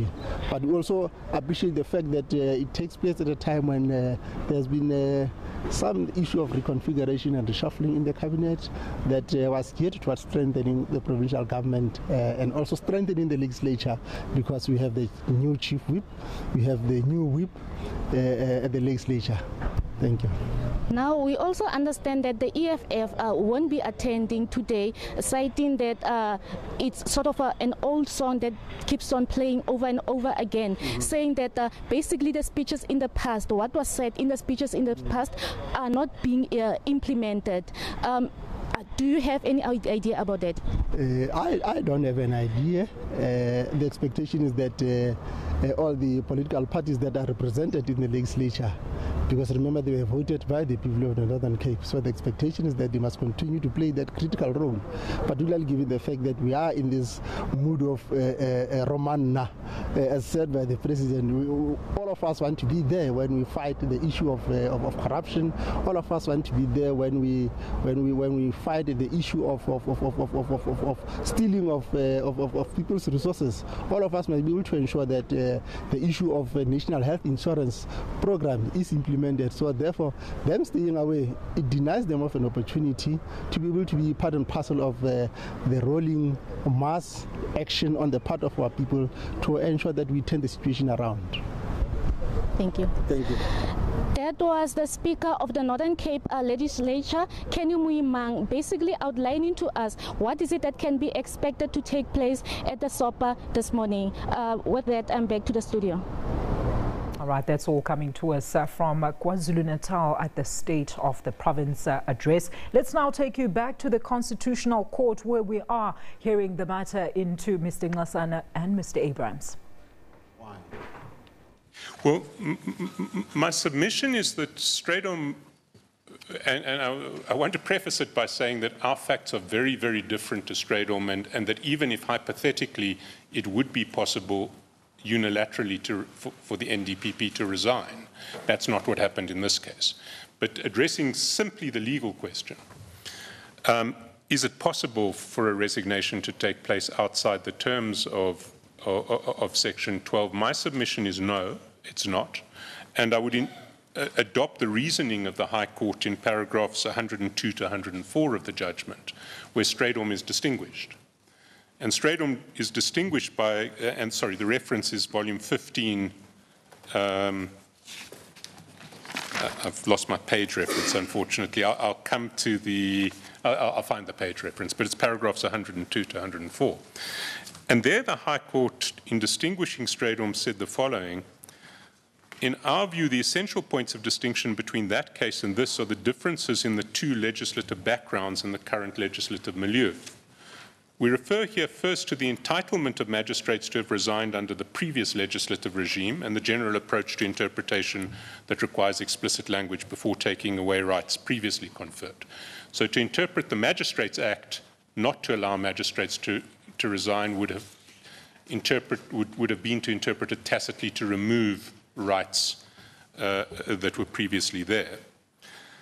Second, and perhaps more important, says the High Court, we refer to the current legislative milieu and the paramount position that the prosecutorial authority and prosecutorial independence assumes in our constitutional arrangement.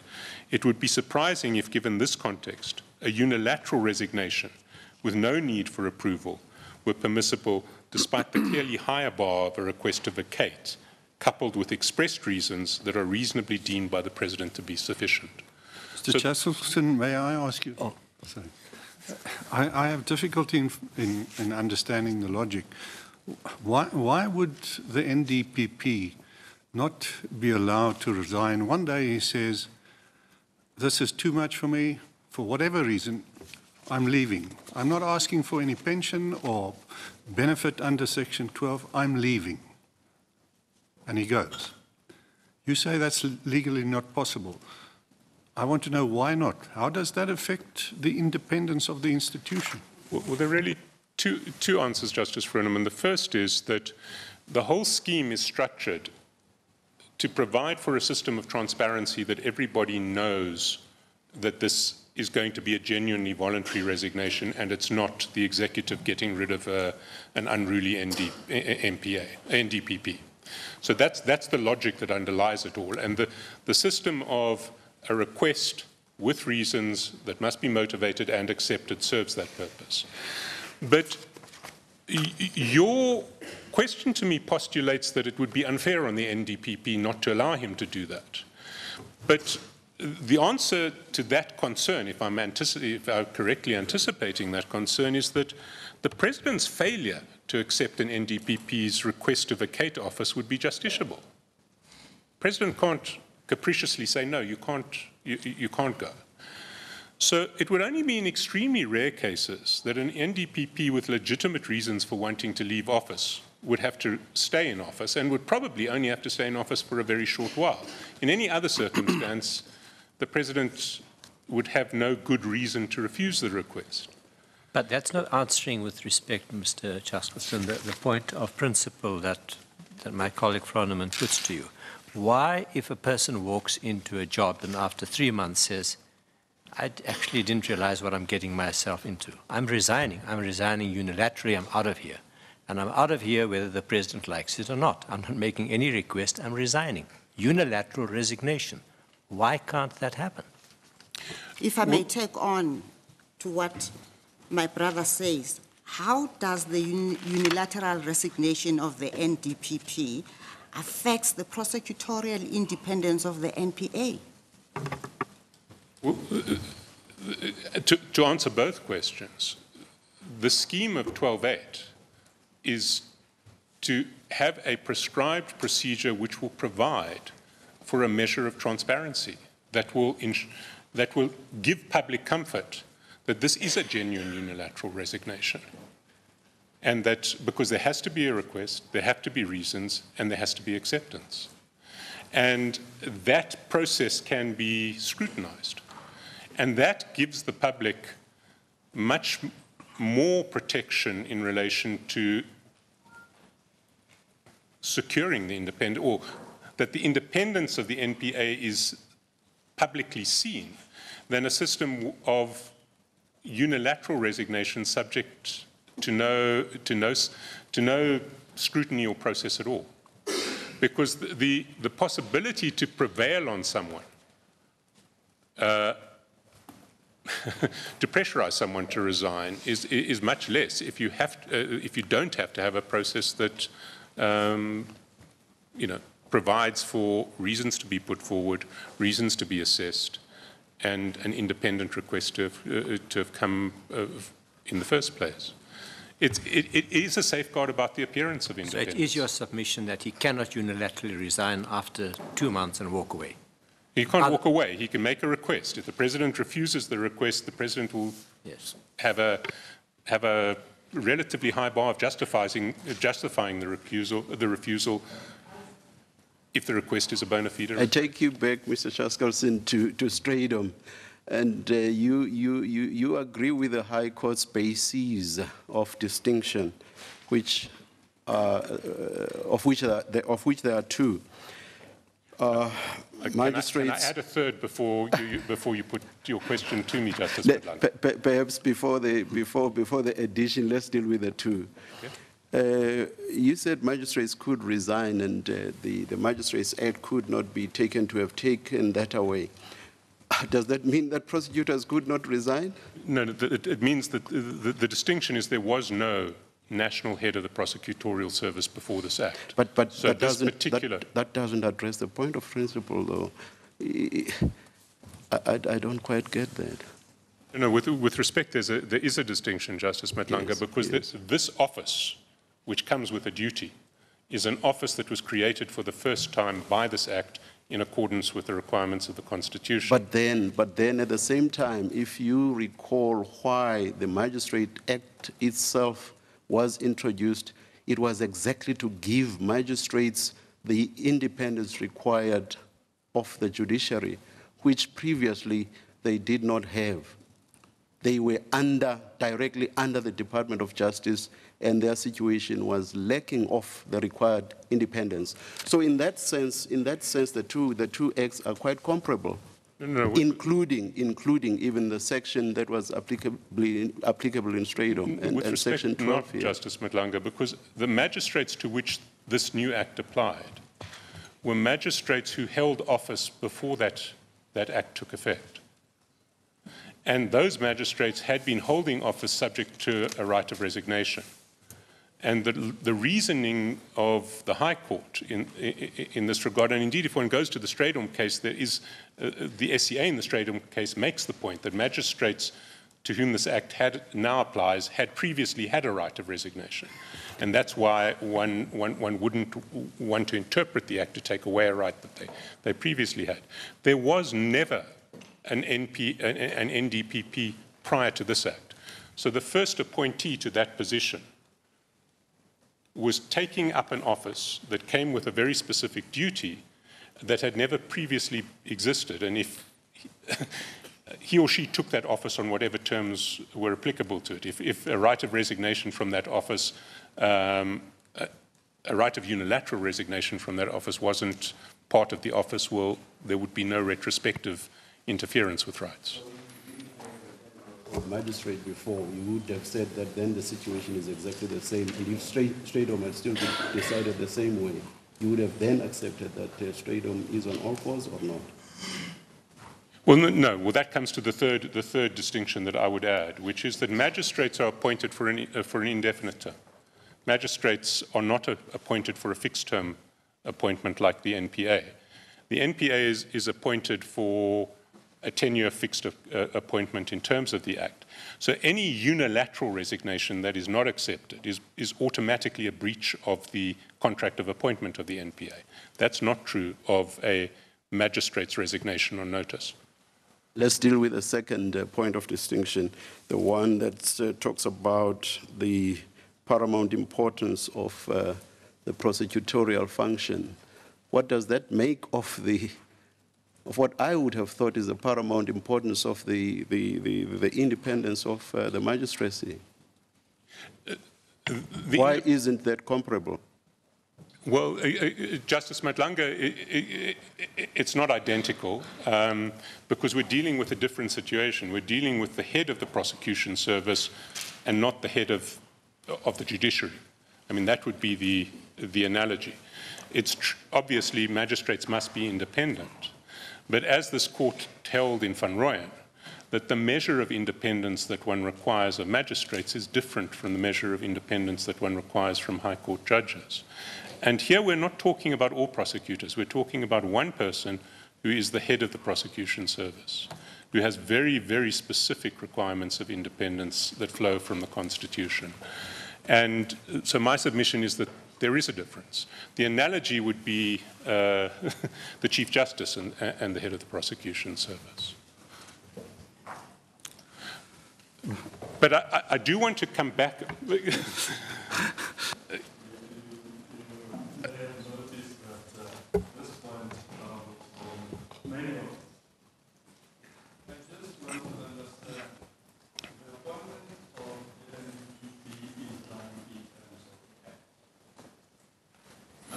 Once he is appointed,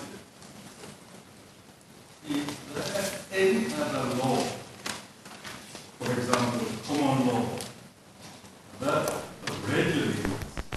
All right, we are currently battling with the sound there as it is coming in from the Constitutional Court. We're going to take a quick ad break and see if we can get clarity on that sound. To the extent that he has a contract of employment.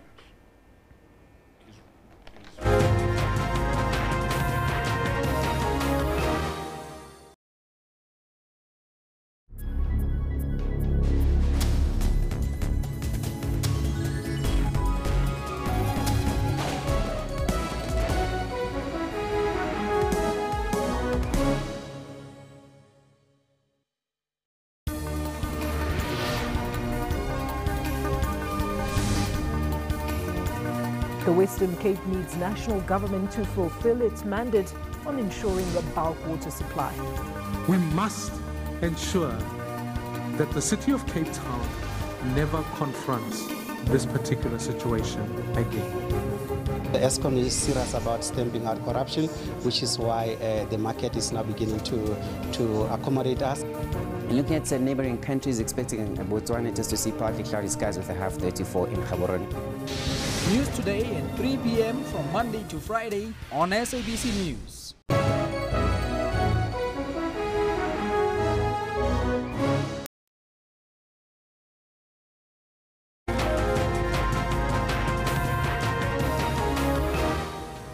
It is 11:30 here on Newsroom. Your headlines: the trial of more than 80 people implicated in a failed coup in 2015 in Burkina Faso now enters its second day in the capital, Ouagadougou. Syria's eastern Ghouta continues to be under siege despite the international calls for ceasefire. All right, let's see if we can get a clear sound coming from the Constitutional Court looking into the future of NPA head Shaun Abrahams, as well as the dismissal and that 17 million rand golden handshake of the former NPA boss, Mr. Nxasana. Let's go back to court now. He must accept it and you go that way. Mr. Chaskelson, if we explore your example of the common law contract for 2 years, if there's a fixed contract for 2 years, surely the employer and the employee can agree that despite the contract that we have, we can agree on a termination. Indeed, Justice Turon, but in this case, such an agreement would have to be subject to 12.8 because there is a statute that regulates how a bilateral agreement to leave at the instance of the NDPP must take place, and that's subject to 12.8, which is there must be a request, there must be reasons, and most importantly, you may be paid out only that which 12.8 prescribes. So you can't be bought out of office. Does 12.8 say that you can only be paid out that? Well, 5 says you... Or can it be read as that is the minimum to which you would be entitled?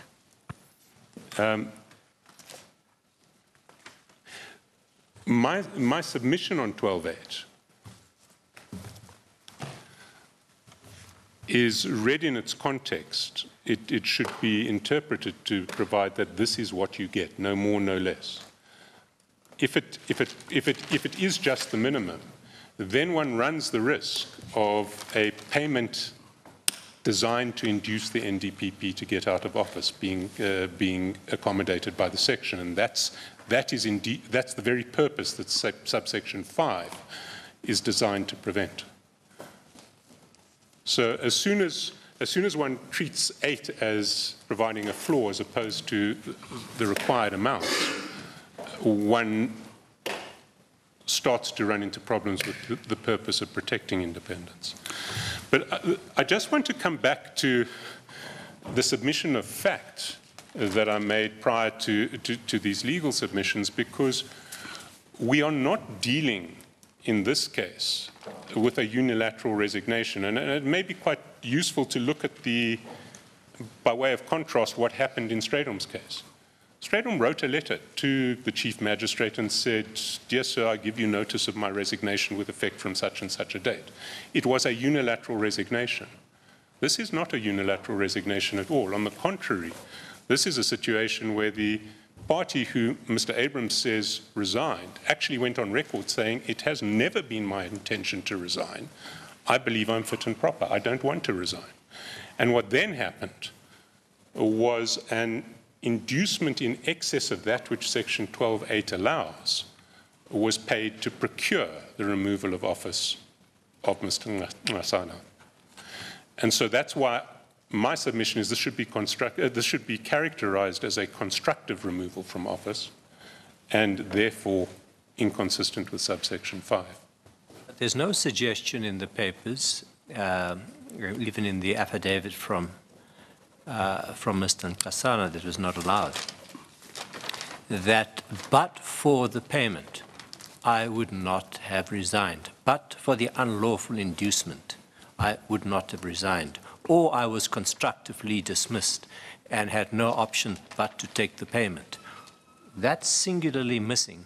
No, with respect, Justice Kachalia, it's not. It's there in the letter of 10 December. Paragraph 3.1 says, "It has never been the NDPP's intention to resign from his position, since he considers himself to be a fit and proper person to hold this position." And paragraph 7 then says, "We are advised that during the discussions the NDPP had with the President, the NDP made it very clear that he will only consider stepping down from office if he's fully compensated for the remainder of his entire contract as head of NPA."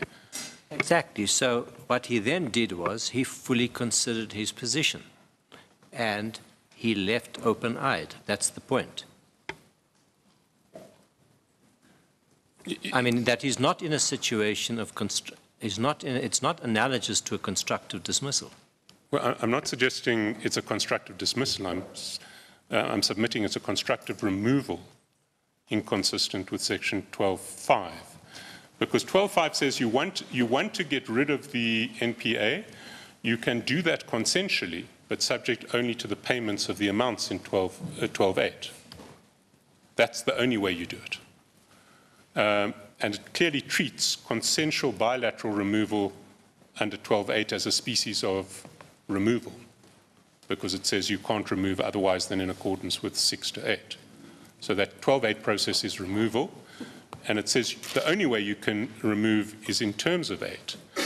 And what we see in that letter is Mr. Ngasana effectively saying, although he may not have been aware of it at the time, and the President may not have been aware of it at the time, "I don't want to resign. If you want to remove me, you'll have to remove me in a manner inconsistent with Section 12.8. Sorry, excuse me. Does 12.8.2 provide for a consensual arrangement to resign? 12.8A2, yes. Justice Gillard? 2, would that allow a consensual arrangement? Well, there must be some sort of reason, but it may be, I mean, to take Justice Kachalia's suggestion, an NPA who 3 months in says, "I didn't have the faintest idea of the stresses of this job, I don't like it, please let me go." That may be sufficient reason for the President to say, I regret this, but if you're not up to this job, or this job isn't what you thought it was, I agree, you may go. I don't want an unhappy NDPP at the head of my MPA. So that would be a consensual removal. But it has to be, there has to be some bilateral agreement between the NDPP who makes the request in the first place and the president who accepts the request. Such as the president to acceding my request by paying me what I demand before I leave? No, that cannot be allowed because the remaining provisions of 12.8 sub C say this is what you get if you go.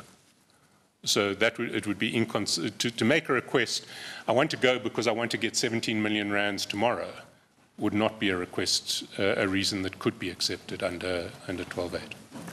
Mr. Charles, it seems perspicuous from the letter written by Mr. Mabunda on the 10th of December 2014 that Mr. Ngasana had never requested the president to vacate his office, as would be required by Section 12, subsection 8A2. Indeed.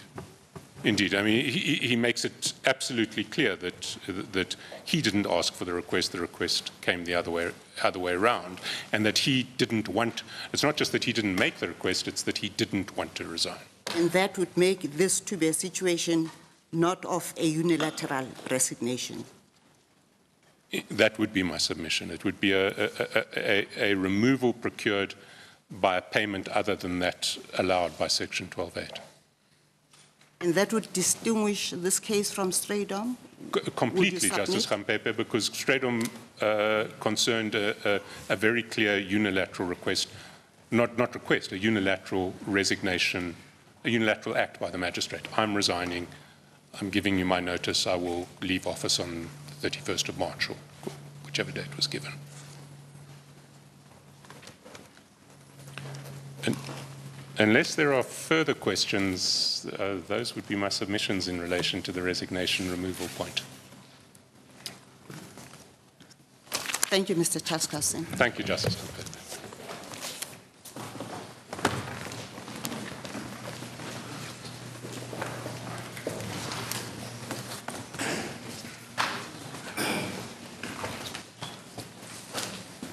Mr. Butlender, the court is inclined to adjourn for 15 minutes.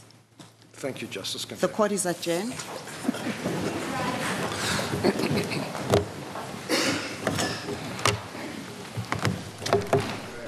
All right, that's the continuation of the Constitutional Court looking into the matters of Ngasana as well as Mr. Abrahams. Let's quickly take an ad break and we'll be back with more news in a short while.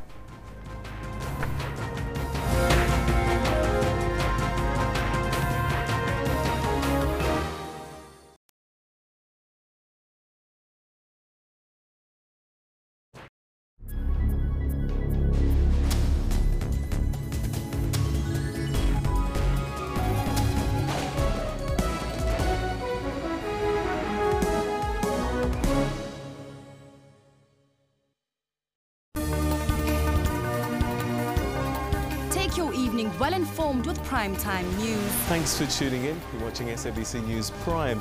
The burning land reform issue was also a point of discussion on the first day. If you do not have a skills revolution, you will run into the kind of problems that we're having at the moment. We have funded about 466,000 students, out of about 800,000 students that are in the university system. South Africa says insufficient electricity and water remains one of the biggest barriers to development and prosperity on the continent. The top four batsmen in the squad, Hashim Amla, Quinton de Kock, Faf du Plessis and AB de Villiers, are certainties in the starting lineup. I really believe we cover all bases when it comes to spin bowling, seam bowling, proper pace bowling, and an amazing batting lineup. Stay tuned every Monday to Sunday from 6 p.m.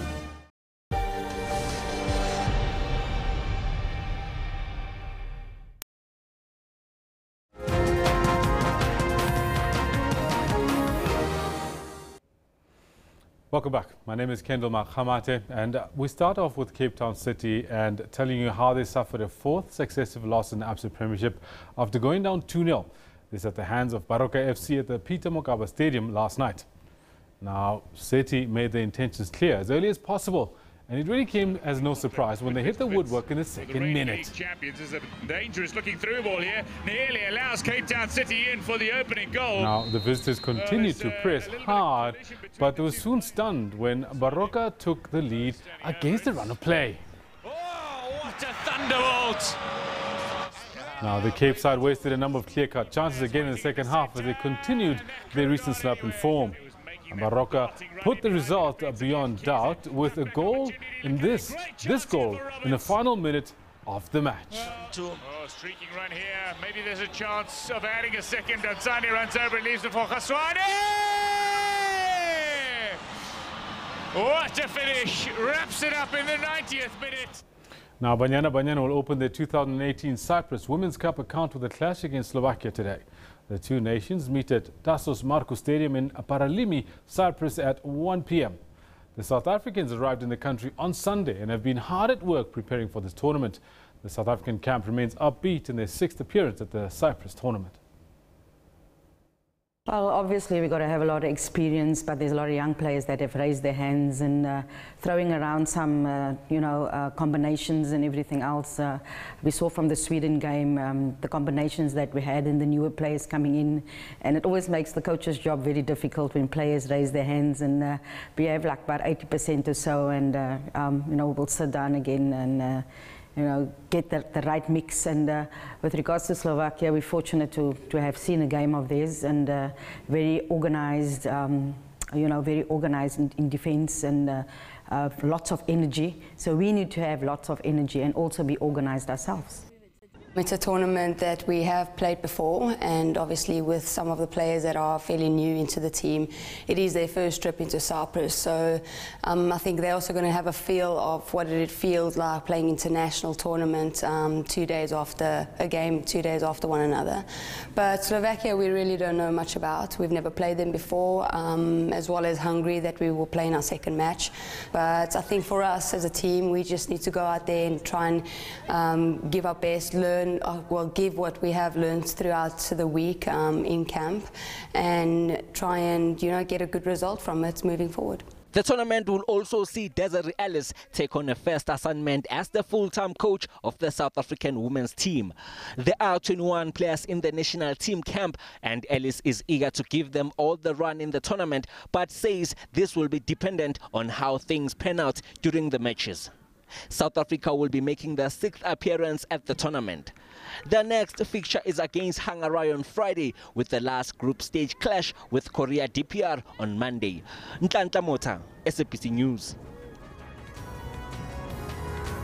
Now, of course, we've got a question for you. Want to find out about Banyana. They're facing Slovakia in the Cyprus Cup today. What do you expect Desiree Ellis to put in formation? What do you expect from her as head coach today? Lichasa says, Banyana, they can be trusted.